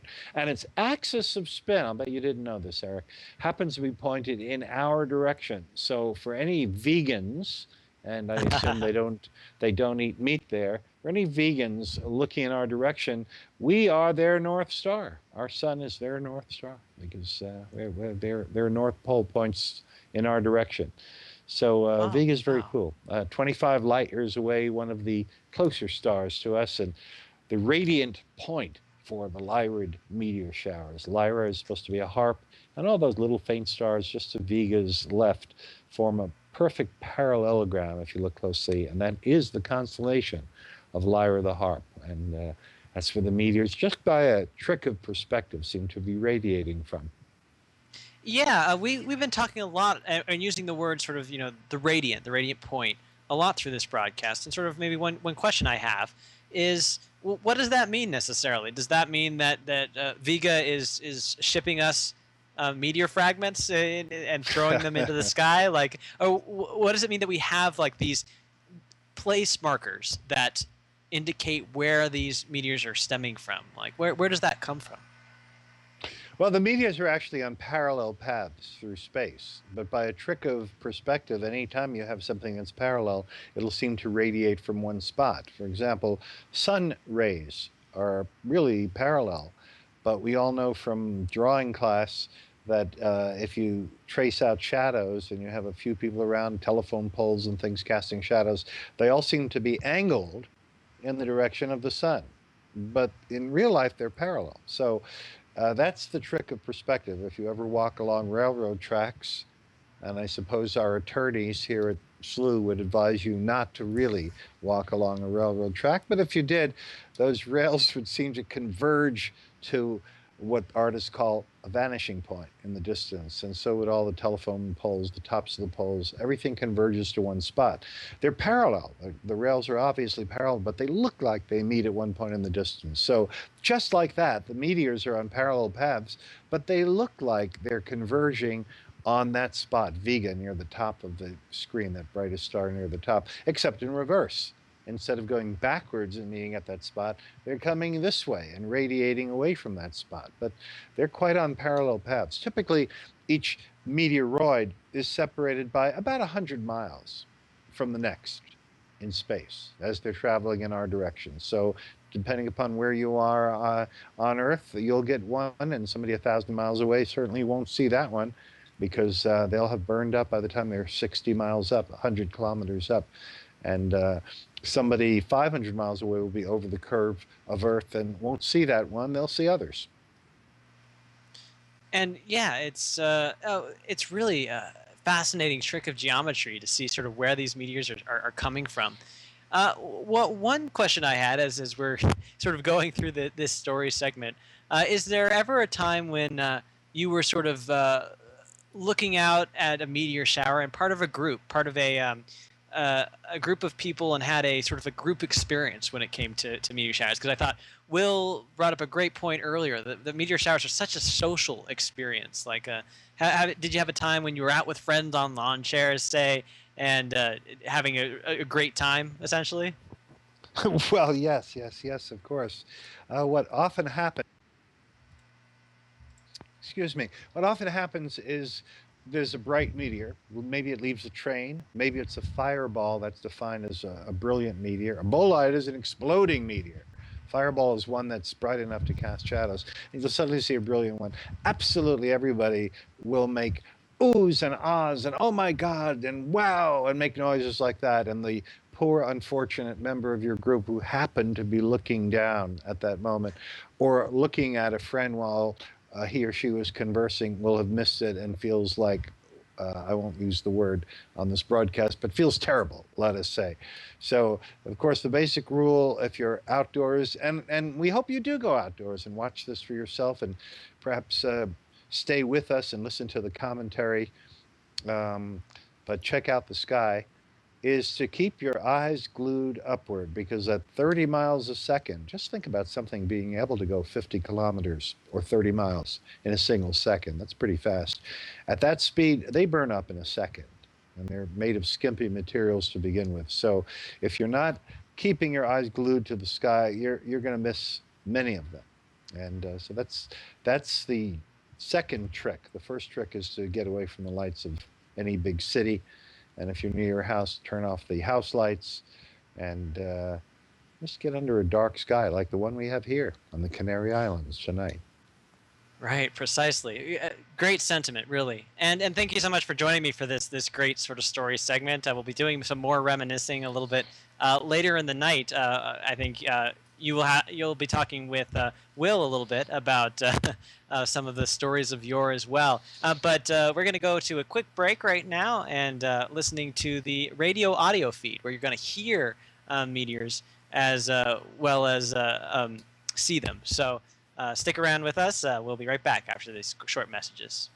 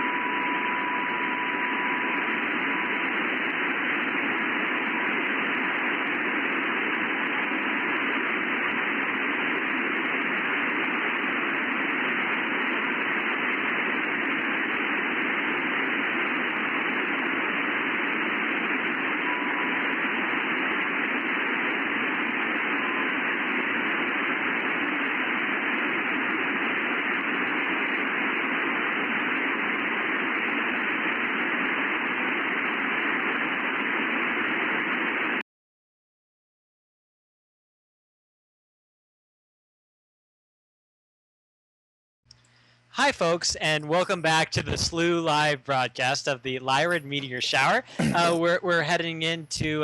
It's been about 2.5 hours since we've started our broadcast. It's been quite a trip that we've gone on here, and just wanted to let you know behind the scenes we actually had a bit of a struggle that we just got through. If some of you that were looking at the low light camera, if they saw that star sort of a little bit next to my face there, near the middle of the screen. If it might have winked out for a little while because we actually had to close the dome for a slight amount of time because of high winds. But what we've done is we're actually overriding the weather system right now, and even though there's really high winds, we're going to keep the dome open for as long as we can to show you these live views of the sky because. It's been a wonderful show, and we're looking forward to seeing more things. But yeah, as it stands, we can still stay open, and we're optimistic that we're okay at these wind speeds, even though they are slightly high. So yes, it was a battle of wills with our engineers over there a bit, but yeah, sending our hearty thanks out to Slooh engineer Paul Cox for resolving that issue very quickly for us. So we're back in the saddle here and ready to enjoy some more views and some more discussions, some more stories. We're going to be having a great segment right now with Will Gator and Bob Berman, who are going to be reminiscing a little bit more about meteor showers and getting into their own personal experiences about it, sharing their own stories over the campfire, as it will. And if you have any questions for us, of course, remember to use the hashtag SloohLyrids, and we're going to be answering those throughout the broadcast. And so, yeah, thanks again for joining me, gentlemen, and I hope you have a great conversation. I'll pass the torch over to you now. Well, okay, Will. We're reminiscing then. For you, I think it must be something like 3 or later in the morning, right? In England? Yeah, it's just coming up to 3:30. Yeah, so yeah, we've been going quite a while, and I was just in whilst the radio meteor detection was playing on screen. I was going back and having a quick sneak peek that meteor that went across the field of view. I think it all took us by surprise because you can certainly see that I'm suddenly surprised. I think I spotted it, so it's an incredible view we got. Yes, yes. And that was lovely. And I continue to love our all sky view from the Canary Islands. I know that our focus is meteors, but that Milky Way, which each evening now in late April, it really starts out coincident with the horizon, which means that no matter where you live, if you're in the countryside, away from the lights of the city, you see no Milky Way when darkness first falls because Earth happens to be oriented so that the flat pancake or CD or DVD like flatness of the Milky Way is lying coincident with the horizon. No Milky Way. And then as the night goes on, it rises up. So that's what we're seeing. It's well after midnight now in the Canary Islands. And look at that beautiful view of our own spiral galaxy. We're stuck inside it. We have only a worm's eye view. But as we look through that thick part, along with that beautiful dusty gas, a lot of that dust is made of little carbon particles, just like our bodies. And there it is, rising up with its center being at the bottom part of the picture, right over the CAN in Canary at the bottom of your screen. There it is, center of our galaxy. Beautiful. What always gets me when I'm out under a dark night sky, like the one in the Canary Islands, is that view of our galaxy. It really does put you in your place. You really see that you're amongst this incredible swirl of, well, we think, don't we, 200 to 400 billion stars, and I always feel that, and I get this sense looking at this all sky camera, is that really puts us in our place in the universe to a certain extent. Yep, it shows that we are one with the universe, that we are certainly not small, but we arose from this universe. The universe created us, didn't it? I mean, we're, regardless of what your own spiritual views are, we're part and parcel, made of the material of the cosmos, and, we can be proud of it. I wish it had a flag. The universe doesn't have its own national anthem, does it? Isn't the universe supposed to be a specific color, like it's a sort of creamy brown color? I think someone did a study where they tried to look at it. That's right. Well, the color of the universe is really the color of the galaxies, which in turn reflect the color of the average star, and that's whitish to our eyes. Our eyes are architecturally designed so that when the three primary colors of light, red, blue, and green, hit our eyes more or less equally, we see it as white. And stars indeed oblige by putting out those colors. Some stars put out they're a little heavy on the blue, some are a little heavy on the red, but in all cases, all three are present. So it looks pastelish. And in fact, look, in our all sky view right now, we see the colors of stars. On the right side, there's Arcturus, looking a little bit on the orange side. At the top of the picture there is Vega, looking a little blue. The bottom of the scene, just over the word D in islands, is the reddish star Antares. And just over the R in Canary is the famous star Shola. That's Lambda Scorpii, one of the bluer stars in the sky, very hot, very intense. So there are the colors, that you were talking about there. They're colors of the stars, which in turn kind of merge together to produce this creamy glow of the galaxy. It's wonderfully, wonderfully clear, actually, those color differences. What is the actual astrophysics that's going on there to create the color differences? Well, I love that because I know you're throwing me a softball there. With your degree in astronomy, you know the answer as well as I do. But one of us has to ask the other. So it's the mass of the star. The more mass that the star has, the more weight, the more pressure there will be in its core. And the more pressure, the faster the fusion process occurs, and the more intense the fusion, the hotter the star, and the hotter the star, the bluer it becomes. This surprises some people because many of us regard, blue as cold and red as hot. But when you think about heating up a piece of metal, let's say, what color is it going to glow at first? The first color it's going to emit will be a dull red. Then as it gets hotter, it'll turn to a brighter red, and then orange, and then yellow. And then it would turn green if it weren't for the fact that the next color is really white hot, because white is our green. We start to see white when there's actually a lot of green in the spectrum, and we never see blue. Blue would be the hottest, but every metal we know has melted and turned to vapor, gas, before it can turn white. So we don't really see the blue color. White is as hot as it gets. Some metals can't even be heated to white. For example, things like tin will melt before they can even turn white. They'll only get red hot, and then they're gone. We've been talking a lot about distances, haven't we, tonight? We're talking about the altitude of the meteors that we're seeing, sort of 80, maybe 120 kilometers above the Earth's surface. Those stars in that all-sky view, they're fairly nearby, are they? How far away are they? Yes. Well, there's disparate distances. On the right, disappearing on the right, Arcturus is 36 light years away, pretty close. On the top right of the picture are the stars of the Big Dipper. The bottommost one is the farthest of them at 220 light years. On the others, the other two that you see, it's disappearing as the Earth is rotating, of course. We saw the whole Dipper earlier tonight. The other two are just under 100 light years. Vega, top center, is 25 light years.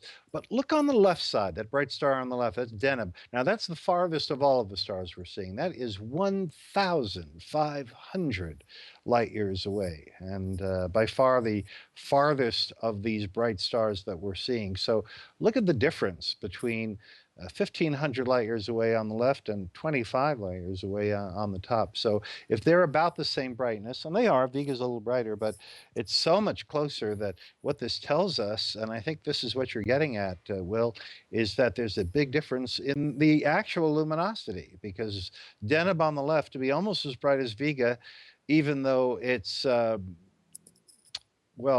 50 times further away, right? Means that it must be very luminous. And in fact, it shines with the light of 58,000 suns. So It's incredible. so that's what we're seeing there on the left. We're seeing not just a display of different distances, but a display of actual different luminosity, showing that stars really come in different families, don't they? Yeah, and it's beautiful to see how that view has changed over the course of the night. You know, you can just see the teapot asterism in Sagittarius. That's down in the bottom left-hand corner, just above the in the Canary Islands. You can see Yes. that lovely little shape of stars there. It's a very recognizable sort of asterism of the summer months. That is really, isn't it? It really is. And I'm glad you're calling it a teapot. And I know you're not doing that just because you're British, but it really does look like a teapot. And for those of you who are, I mean, it's Sagittarius is the traditional figure, but if you can see an archer there, well, that's not necessarily a sign of, mental health. A teapot is much more striking. Here's how you'd see it. Again, just exactly as Will said, just above the bottom of the teapot is slanted a little bit. The handle is on the left. The teapot itself is a triangle. The spout is on the right. And the uppermost star is, well, I don't know how to describe it. This is the uppermost star. But look at the steam coming out of the spout. Isn't that marvelous? The steam comes out of the spout and then continues all the way up the sky in the Milky Way. That brightest part really marks the center of our galaxy, which in turn is marked by an odd black hole, Sagittarius. And we just call it A prime, a little asterisk there. And there's a 4 million solar mass black hole. That's the real place around which everything in the sky, whirls around. We're moving 144 miles a second. We, meaning the sun and Earth, being dragged along for the ride around that spot right there in Sagittarius that you just pointed out. Speaking of things that move very quickly, I think we just had a very faint meteor on the low light camera. Some people are following on Twitter. I think we saw. I'll have to check going back over the show, but it maybe what we're seeing is sporadic activity. It'll be interesting to go back and check later on and work out the direction they came from and see if these are actually Lyrids. Earlier on, Bob, you were talking about some of those amazing meteor showers that Eric had seen in the past. Do you have one that's particularly memorable for yourself? Well, that I've seen again are the Leonids in 2001 on the wee hours just before dawn on November 18th. And people who saw those probably saw the best shower of their lives when we're talking about a brilliant green shooting star every 8 to 9 seconds, almost every one of which left a long lingering trail. That you couldn't do better than that unless you went back to November 18th of 1966, when people saw 60 per second. One woman I know was on a train in Texas. That was the best place to see it before dawn, when she was just glancing out the window, and there it was. Imagine that. What could it be? She was convinced that it had to be Armageddon, the end of the world. What else could it be? 60 meteors a second, all streaming from one spot in the sky. And she looked around the compartment of the train, and everyone else was asleep. And she told me that she wondered what to do. What is the etiquette for the end of the world? Are you supposed to wake people up for it, strangers, or do you let them sleep through it? It's not in any of those Emily Post or etiquette books. What are you supposed to do?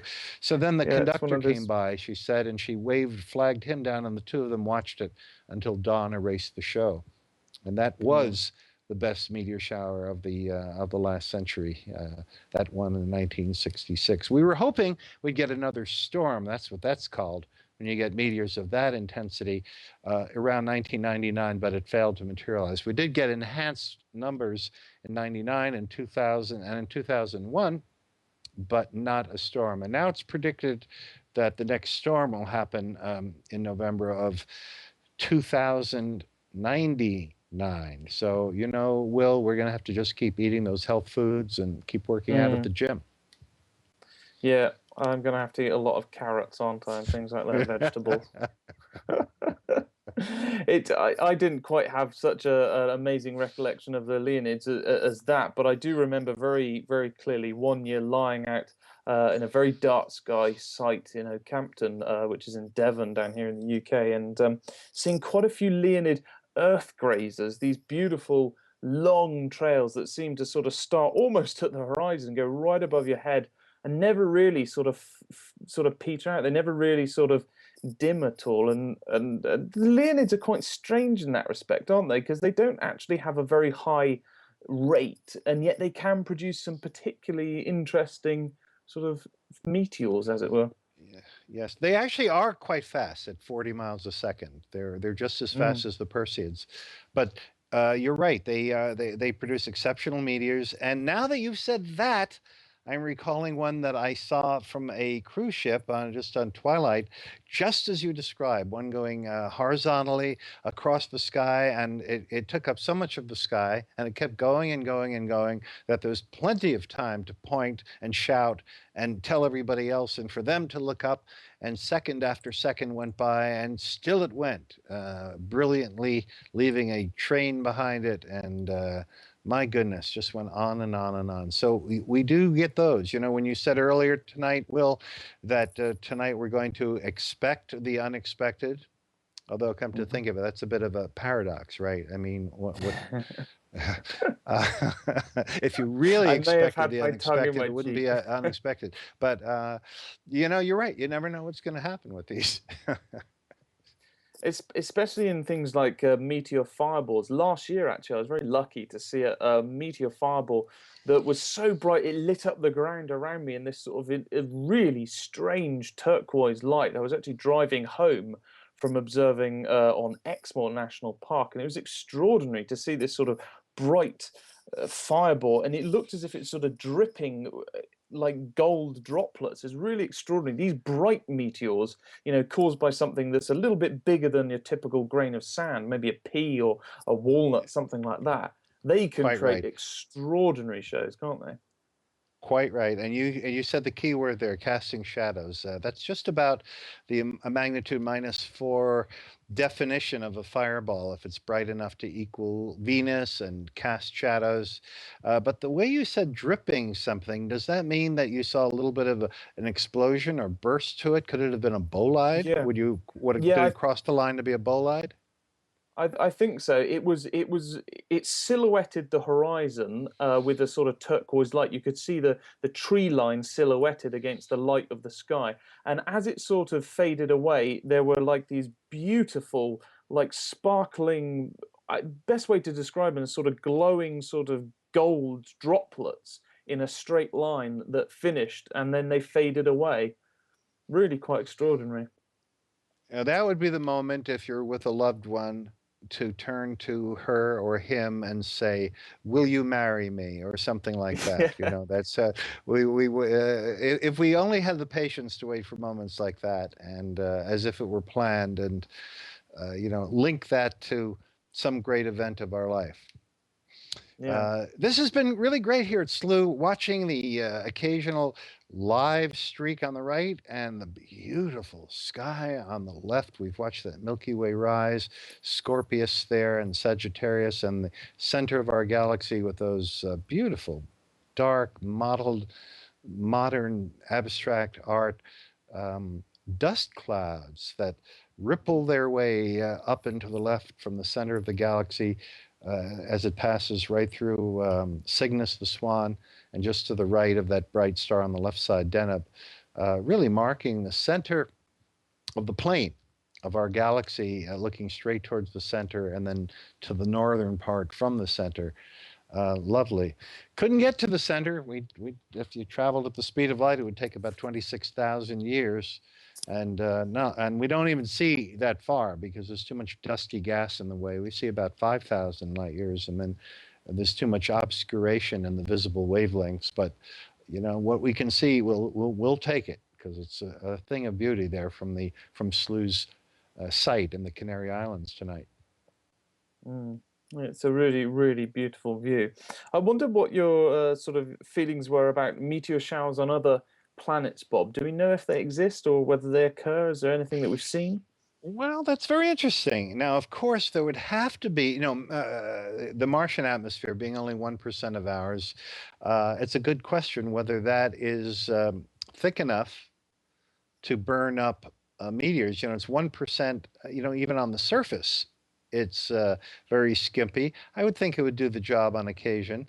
Venus, because of those sulfuric acid clouds made of the droplets, any meteors would quickly vanish into that overcast, so we wouldn't see those. But on the cloud tops of Jupiter or Saturn, given that strong gravity, you know, the overall gravity of Jupiter's 300 17 times greater than ours. The overall gravity, not the surface gravity, doesn't have a surface. But that's plenty enough to pull in a lot of the material, much more than we do. So there would have to be meteors, wouldn't you think? Mm. Yeah, I was just imagining what that would look like, sort of floating, I guess, rather than standing on the cloud tops of Jupiter. So, incredible Right. thought, really. Yeah, and then you'd have the disadvantage of having an atmosphere that wouldn't be very comfortable, hydrogen, helium, ammonia. You'd be nice and Mm. clean. Yeah, that would be the only probably optimistic notation you could make in your captain's logbook, that your spacesuit was nice and clean from all that ammonia. But other than that, there'd be more problems other than observing meteors. It makes standing out in a freezing field in December looking for Geminids look quite tame, I guess. I guess so. And of course, what you people in Britain, not to pull rank here, living in the mountains here in eastern United States in the rural mountains, but what you call winter there is, we would just laugh at that. Yeah. I mean, I shouldn't act like I know it all. I've never been there in winter. Do you get snow? Not where I live, no. I think I'm one of the least And, snow-prone areas in the country here in Somerset. well, but, then I'm sorry, yeah. but beep, no, doesn't count. No winter there. So I Well, mean, here we well, associate Orion with freezing. You got to be when you're seeing Orion, it's cold, but not there necessarily, right? no, no. Well, on that thought of standing in the field looking at meteors in December, I'm going to hand back to Eric now as we go and look, or rather listen, hopefully, to more meteors on the Space Weather radio feed. Eric, back to you. Oh, what a time to call me back in. Like, I think there might have just been a streak on the right of the all skies, or not the all sky, the low light screen here. And so, yeah, as we keep going further and further into the night, there's little sparks and darts and bright lights that are surprising us. It's so much fun. And yeah, we're getting pretty far into this night, and actually getting near to the end of the portion where we're going to be sharing our stories and talking with you. Of course, we're going to have our live feed on for quite a while, until the sun rises in the Canary Islands. But in terms of us talking with you, we have about 20 more minutes left. And so if you have any final questions for us, for our live discussions, do get them in there. We are looking at the hashtag Slooh Lyrids.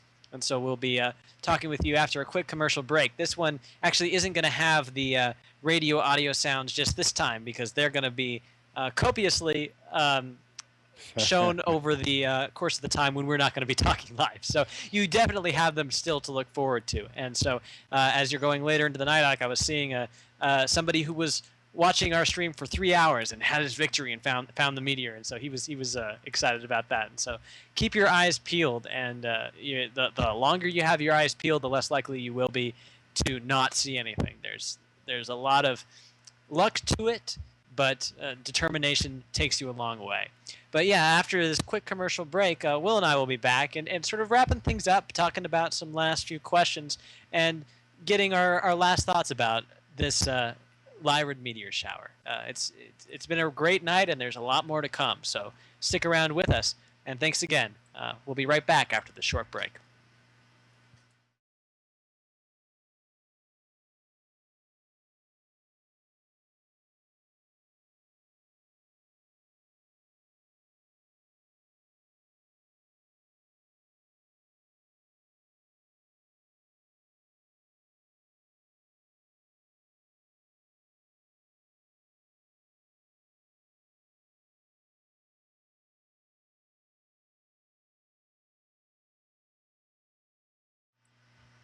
Hi there, Will, and welcome back to everybody for the Slooh Lyrid broadcast of 2015. It's been such a great night, and there's so much more to come. And you've started something, Will. You started something with your noctilucent clouds. People are interested. I have a Twitter question here, and I'm not going to let this go. I'm not going to let this go throughout the night here. It's really it's great fun. And so the Twitter question that we have right now is, have noctilucent clouds changed in frequency over time. And this is Earth Day 2015, all that. Yeah, so this is one of the interesting questions about noctilucent clouds is there seem to have only been reports of them in the last few hundred years. We don't have extensive reports. It's very difficult to pin down exactly what people were seeing. And of course, photography is one of those things that allows you to very positively identify them. But there is a lot of discussion about whether perhaps they might be linked somewhere into the sort of changing climate of Earth. Are they becoming more and more prodigious as the years go on, maybe as our atmosphere changes? So that sort of question, I think, is somewhat unresolved at the moment. I think there's a lot of things that can come into play, basically, to produce noctilucent clouds. The meteor smoke, the meteor dust theory that the ice crystals essentially condensing around meteor smoke and meteor dust. That's one argument. Some people think it could also be dust from lower down in the atmosphere, maybe put there by volcanic eruption, things like that. So noctilucent clouds are not just interesting from a sort of visual point of view as amateur astronomers. Scientifically, they might also be able to tell us something about our planet. And I think you might have started a Google phenomenon like there's that option where you can look at Google Trends for how many searchable terms there are, and so I think we'll see a spike in noctilucent clouds over this night. So thank you for bringing that to us. I'm looking forward to contributing to that trend later tonight as well. But yeah, we have a lot of passionate folks out here that are just having so much fun with this meteor shower, and it's really been such a great time. And how many were you able to spot so far, Will? Was that one at the beginning that you were able to see? Like as on air folks here, we have our eyes looking in a lot of different directions. So some that we might have missed, maybe you've seen. So we cover different tracks here. Yeah, exactly. I was listening to you talk as we were going into a new segment, and I saw that first one. And at first, I wasn't sure if I was really, my eyes were deceiving me. But then I played it back as soon as we went to a commercial, and yeah, we've got one on film. So it'll be interesting. We'll find out from Paul the exact orientation of the camera, the low light camera, and see if we can track it back and see if we have indeed got a Lyrid on camera. That would be great to think that we've actually got one tonight here on Slooh. And there's a couple more that people have been seeing throughout the night, and what we will have a highlight video after the fact, and that's a great way actually to see the meteor shower. One way is to experience it live and to have that uncertainty and that risk and that gamble. Are you going to see it at this point in time? But also we're going to be looking through our feed and seeing where the magical moments are, and so you can have that experience of watching that later through our social channels. We'll be sharing that out as well. So lots to be seen, and we hope there's a lot more to be seen as this night goes on. But yeah, it's been quite a great show. Is this in any way comparable to Lyrids you might have seen in the past, Will? That you might have had a similar, just different experience with? Yeah, I mean, as Bob was saying earlier, the Lyrids are a fairly modest shower with what we call a zenithal hourly rate. That is kind of like a sort of standardized rate. If you had perfect conditions and the radiant, the point that they were coming from was directly overhead, that's about 18 or 20 for the Lyrids. Well, the way that compares to, say, some of the more spectacular showers, you're looking at zenithal hourly rates of 80, 120 in the case of the Geminids. So actually, the fact that we've actually seen one meteor or a couple of meteors, we don't know if they're Lyrids, but that's pretty good going considering we have been on air, coming up to 3 hours now. And also the other thing about this is that, okay, yeah, we're talking about the Lyrids, the meteor shower itself, but look at all the other things we've seen. I mean, I was watching the hashtag Slooh Lyrids earlier and seeing people saying they've seen the galaxy for the first time, the center of the galaxy. And that is what you're looking at there in that beautiful all-sky view from the Canary Islands. So that's the other thing about meteor showers, is it's not just the shooting stars that we're looking out for. It's also that just being underneath the night sky, or in this case, looking at these beautiful images coming down live from the Canaries. Absolutely, well put. And it's really what we've been trying to do here on Slooh, is to give you different ways to experience the shower. And it's not necessarily the most active. It's still one that you can really learn a lot from and experience a lot from. And we're so happy that you've chosen Slooh as your viewing vehicle of choice to watch this shower. We're so happy to have you here, and we actually have a question here coming in about the radio audio feed, and they are asking, how can we hear the sound in New Mexico and see the meteor at the same time if the speed of the sound and light are different?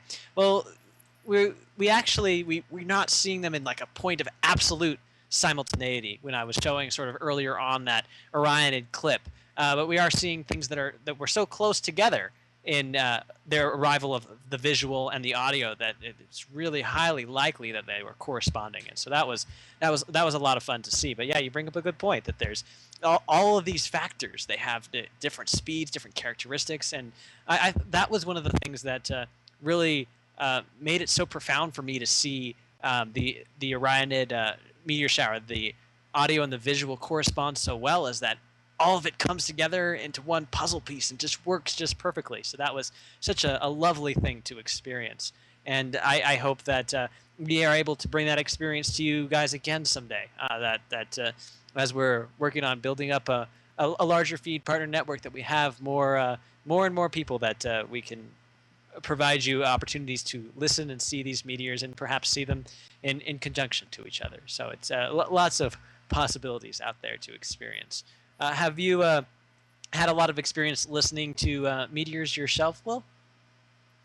Yeah, it's one of the things I like to do if I'm on my own out observing meteors on a peak night. Is just have the audio feed there. You can get it on online through Space Weather Radio, and there are many other sites that do it as well here in the UK as well, and just have it there. And it's always nice when you get a particularly strong signal come back, particularly strong return, because it can sometimes wake you up. If I know, sometimes working on the laptop or looking through the eyepiece, and then all of a sudden, woo, comes, and it's like it really wakes you up. So yeah, I enjoy listening to it. I think it's a brilliant way to listen to meteors.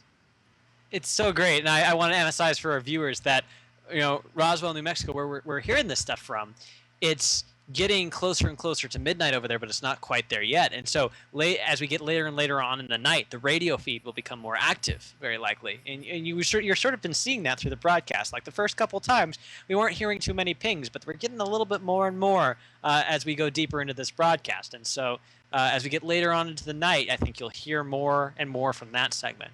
So look forward to that as well. But yeah, lots of great things coming up here. Really great opportunities.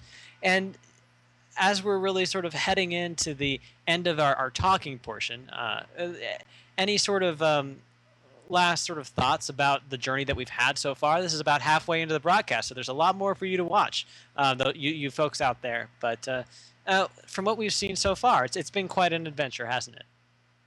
Oh, it's been incredible. Yeah, wonderful to actually, share this experience and see this. And what I'd say to people is use this as a stepping stone, a starting point. The Lyrids are, as I said, a modest shower, but there are several other showers spaced throughout the year that will provide even better shows. I mean, we've got the Perseids coming up in August, and they are a pretty good show. And the moon's actually not going to be in the way. So we've got really good conditions. If you have clear skies, look out for the Perseids. But hopefully this evening, some of the things we're talking about, some of the things you can see in the sky, go out there, get outside and have a look up in the sky and see what you can see, because there is so much, even on a normal night, even when there's not a meteor shower that's active, you can often see many meteors and lots beside it, and you don't need any equipment. This is another amazing thing about meteor observing. You just need your eyes and a warm coat and maybe some friends to keep you company. Absolutely. And yeah, before we go though, there's a lot of there's a lot of great sort of images that we've taken in the past that would might be a little fun to show. Like this is an old Lyrid meteor that we took in 2014. It's just a beautiful streak across the all-sky camera, and getting a streak across the all-sky camera is a little bit rarer than what we've been seeing with the low-light camera. And so this is a gorgeous view from our show in the past. That goodness, we've had a lot of fun with it. And I also think, Will, don't we have a picture of yours from an old meteor shower, a gorgeous streak across the night sky. Here it is here. Could you speak a little bit towards this one? Yeah, so this was actually a beautiful Perseid fireball that I saw just a couple of years ago. And actually, I'd driven out of the city where I lived for about an hour, and I found this little sort of place to pull over, and I set up my camera, and I just caught the clear skies as the peak was really getting going, and there were several very bright fireballs, and this particular one lit up the ground. I was actually looking down at the ground checking my phone at the time, but I was alerted to the fact that I captured it because basically the ground went sort of a beautiful turquoise color. And then when I checked back the camera, indeed, where the wide angle lens had been pointing, that is what it captured. And I think I must have been pretty excited because I must have sort of, I don't know, maybe I whooped or hollered because a few minutes later a police car pulled up. And I think someone must have wondered what on earth this strange person was doing, driving out in a lane and sort of in the middle of the night hollering. Oh, oh no, your enthusiasm moved mountains. Yeah, exactly. Alerted the authorities. But it's such a great shot there, and that's the sort of thing that it's a Perseid meteor. We just showed a Lyrid fireball as well. You can find these on all these meteor showers if you're patient, if you look for it for long enough, and it's really uh, a trial and luck and adventure. So, but yeah, we've had a really a long show so far, and we have a lot more to come. But we are just about at the point where we're going to be wrapping up our audio segments, our talking heads, and but we'll still have these visuals going on a little bit later. But yeah, after this quick commercial break, we'll be bringing in Bob Berman back as well, and sort of saying our final thoughts on this Lyrid meteor shower, and leaving you to the darkness and to the stargazing into the night. So stick around. We'll be right back in just 30 seconds.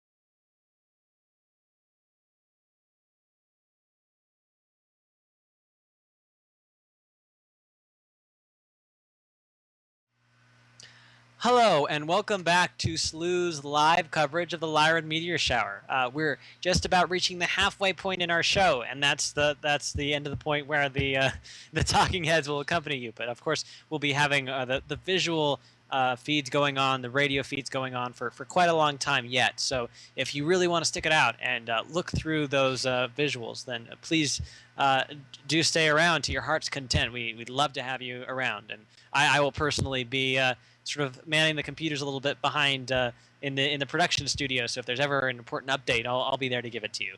So we're not out for the count just yet, but transitioning on to a lighter portion of our meal here at this in this Lyrid meteor shower. But before we go, it would be great to wrap this up with our wonderful Slooh astronomers who have been giving us so much incredible information and knowledge, not just about meteor showers, but about the universe as well, and tying it into their own personal experience. It's been so fun to hear what you guys have had to say, Bob and Will. Thank you for joining me on this Lyrid broadcast this year. It'd be great to have you guys on again next year if we're all around and no crazy meteor showers are happening in between that. But yeah, so if there's any last things to say, it'd be great to hear. Like, what are your final thoughts maybe on this show, Bob? Well, this was a lot of fun. Loved hanging out with you guys, sharing this with all the Slooh people. Great questions. I love the meteors that we saw streaking on the right side. I love the night sky from the Canary Islands, from the Slooh main facility that we saw on the left with the Milky Way coming up higher and higher. And the topics that came up were great too. Love that Will brought up noctilucent and clouds. Frankly, I've been looking for them for half a century, and I have never yet seen them. So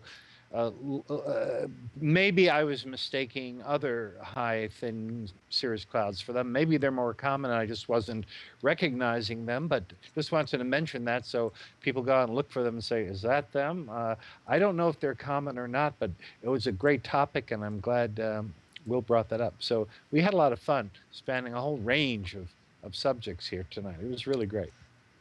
Here's another Twitter question. Just that they're happy that we're talking about noctilucent clouds. I'm happy that we're talking about noctilucent. Everybody is. Like, Will, we just really home run. I think we should do a live show on Noctilucent Cloud. See if we can get a live camera somewhere, and show people these things because they are absolutely amazing. They are just the most beautiful thing to see in the summer months. Really extraordinary. You know what Absolutely, yeah, I'm starting to totally think? behind Well, it. I think you have started I a think trend here at Slooh. I Noctilucent wonder. Cloud shows. We're going to work on it. But yeah, and to you as well, Will. And any sort of final thoughts about the experience that we've had today? Oh, it's just been wonderful to see that sky changing and really see. Well, that meteor, I mean, in all the years that I've been doing astrophotography, I must have taken tens of thousands of pictures with my DSLR. And catching a meteor on film, even during the peak of a very strong meteor shower, is a real challenge. So to actually be able to see that live video, not just a still, but a video of a meteor, doesn't matter if it's a Lyrid or just having a meteor, is really wonderful. I'm so pleased we managed to get it earlier this evening. This has been a day of successes really here on Slooh, seeing all this stuff with the Lyrids and having all these different ways to experience this meteor shower. And so yeah, thank you again for joining me on this broadcast. It's been so much fun. And yeah, please do, audience. We're not done yet. Stick around because we have about I believe 2.5 hours more of night before the sun rises in the Canary Islands, and we're going to be showing live views uh, from to you straight to your computer screen or smartphone or whatever you're using. We'll be streaming that to you for as long as there's darkness over there to experience the Lyrids. And if you like our meteor shower shows, we have another one coming up actually pretty soon. The Edda Aquarids on May 5th. And so that's going to be a lot of fun as well. We'll be having a similar broadcast to tonight as on the night of the Edda Aquarids. And we also have, before that coming up, though, a very fun show on the 30th of this month where the Messenger spacecraft is going to be ending its mission crashing into Mercury. And so we're going to be providing live views of Mercury at that time and covering the end of the Messenger mission as it happens. And so I hope you'll join us for that show as well. We have a lot of different things coming up. And of course, in the clubhouse, we're actually going to be talking about Polaris tomorrow. It's a topic that's a point of curiosity for a lot of different people. And so we'll be having live views of that for our Slooh members as well. So yeah, lots of stuff to be had and lots of stuff still to be had tonight as well. So please do stick around as we continue this broadcast. And thank you so much for interacting with us, having your live questions. We love coming on these shows and talking to you live about things that are happening in the universe. We will continue to do it, and your support makes that possible. So thank you again. This has been Will, Bob, and Eric for Slooh. Stick around, and we'll see you next time.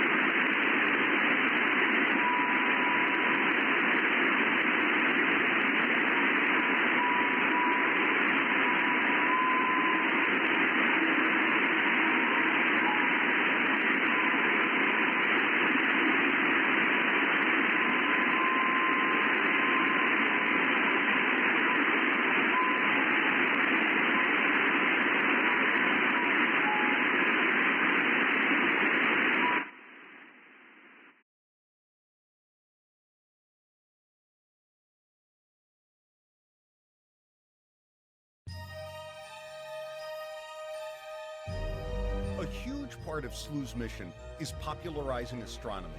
That's why we decided to have an outreach beyond the robotic telescopes our members use. We became webcasters. Our shows reach millions of viewers worldwide, with some special shows reaching tens of millions. Here are a few of our favorite moments.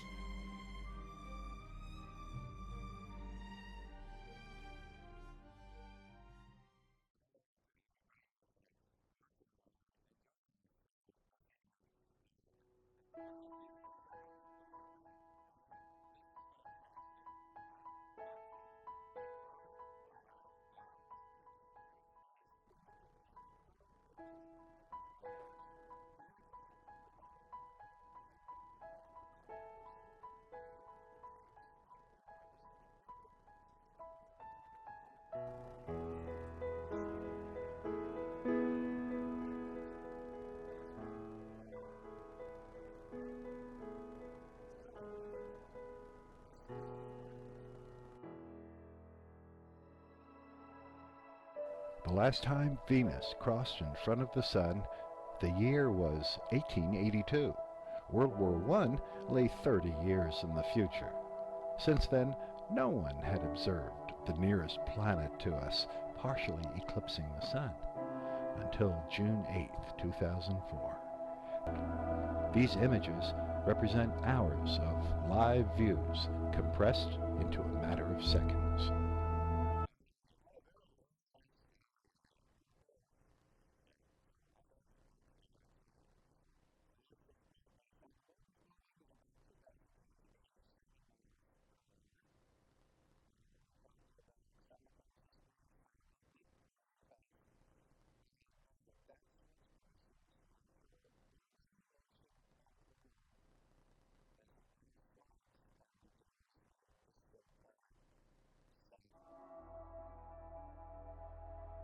One of Slooh's most popular events was the total lunar eclipse of December 21st, 2010. This rare totality on the day of the winter solstice, when the moon ascended to its highest point in the sky, fascinated the mass media and the public alike. Slooh assembled a team of astronomers and commentators, while its own observatory instruments, as well as remote telescopes, remained trained on our nearest neighbor in space as the moon plunged into Earth's shadow. This is it. This is the minute of the solstice. This is it. 3 minutes after 6. Happy solstice, everybody. Happy solstice. And there it is.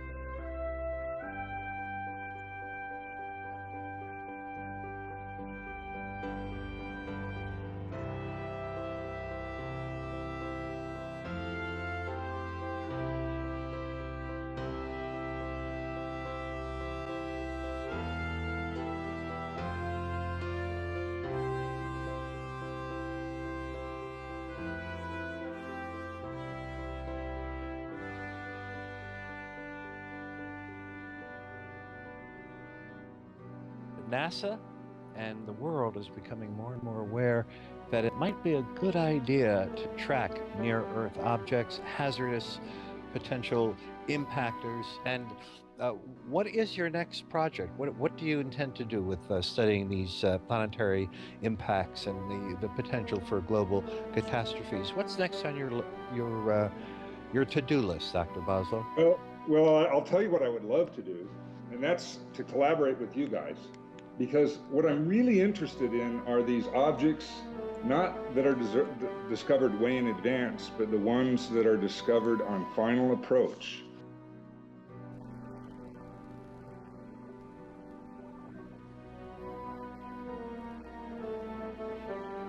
Did your time in space, peering down at home planet change the way you thought about Earth's vulnerability, Ed? Absolutely, it did. It actually works both ways. It makes you understand and appreciate that the Earth is really part of something much larger. And you appreciate when you look at the moon at the same time as you look at the Earth, which you can get that view from space, that the Earth is hit by asteroids all the time. Even after these 40 years, we're not going back. I'm not saying that that's bad.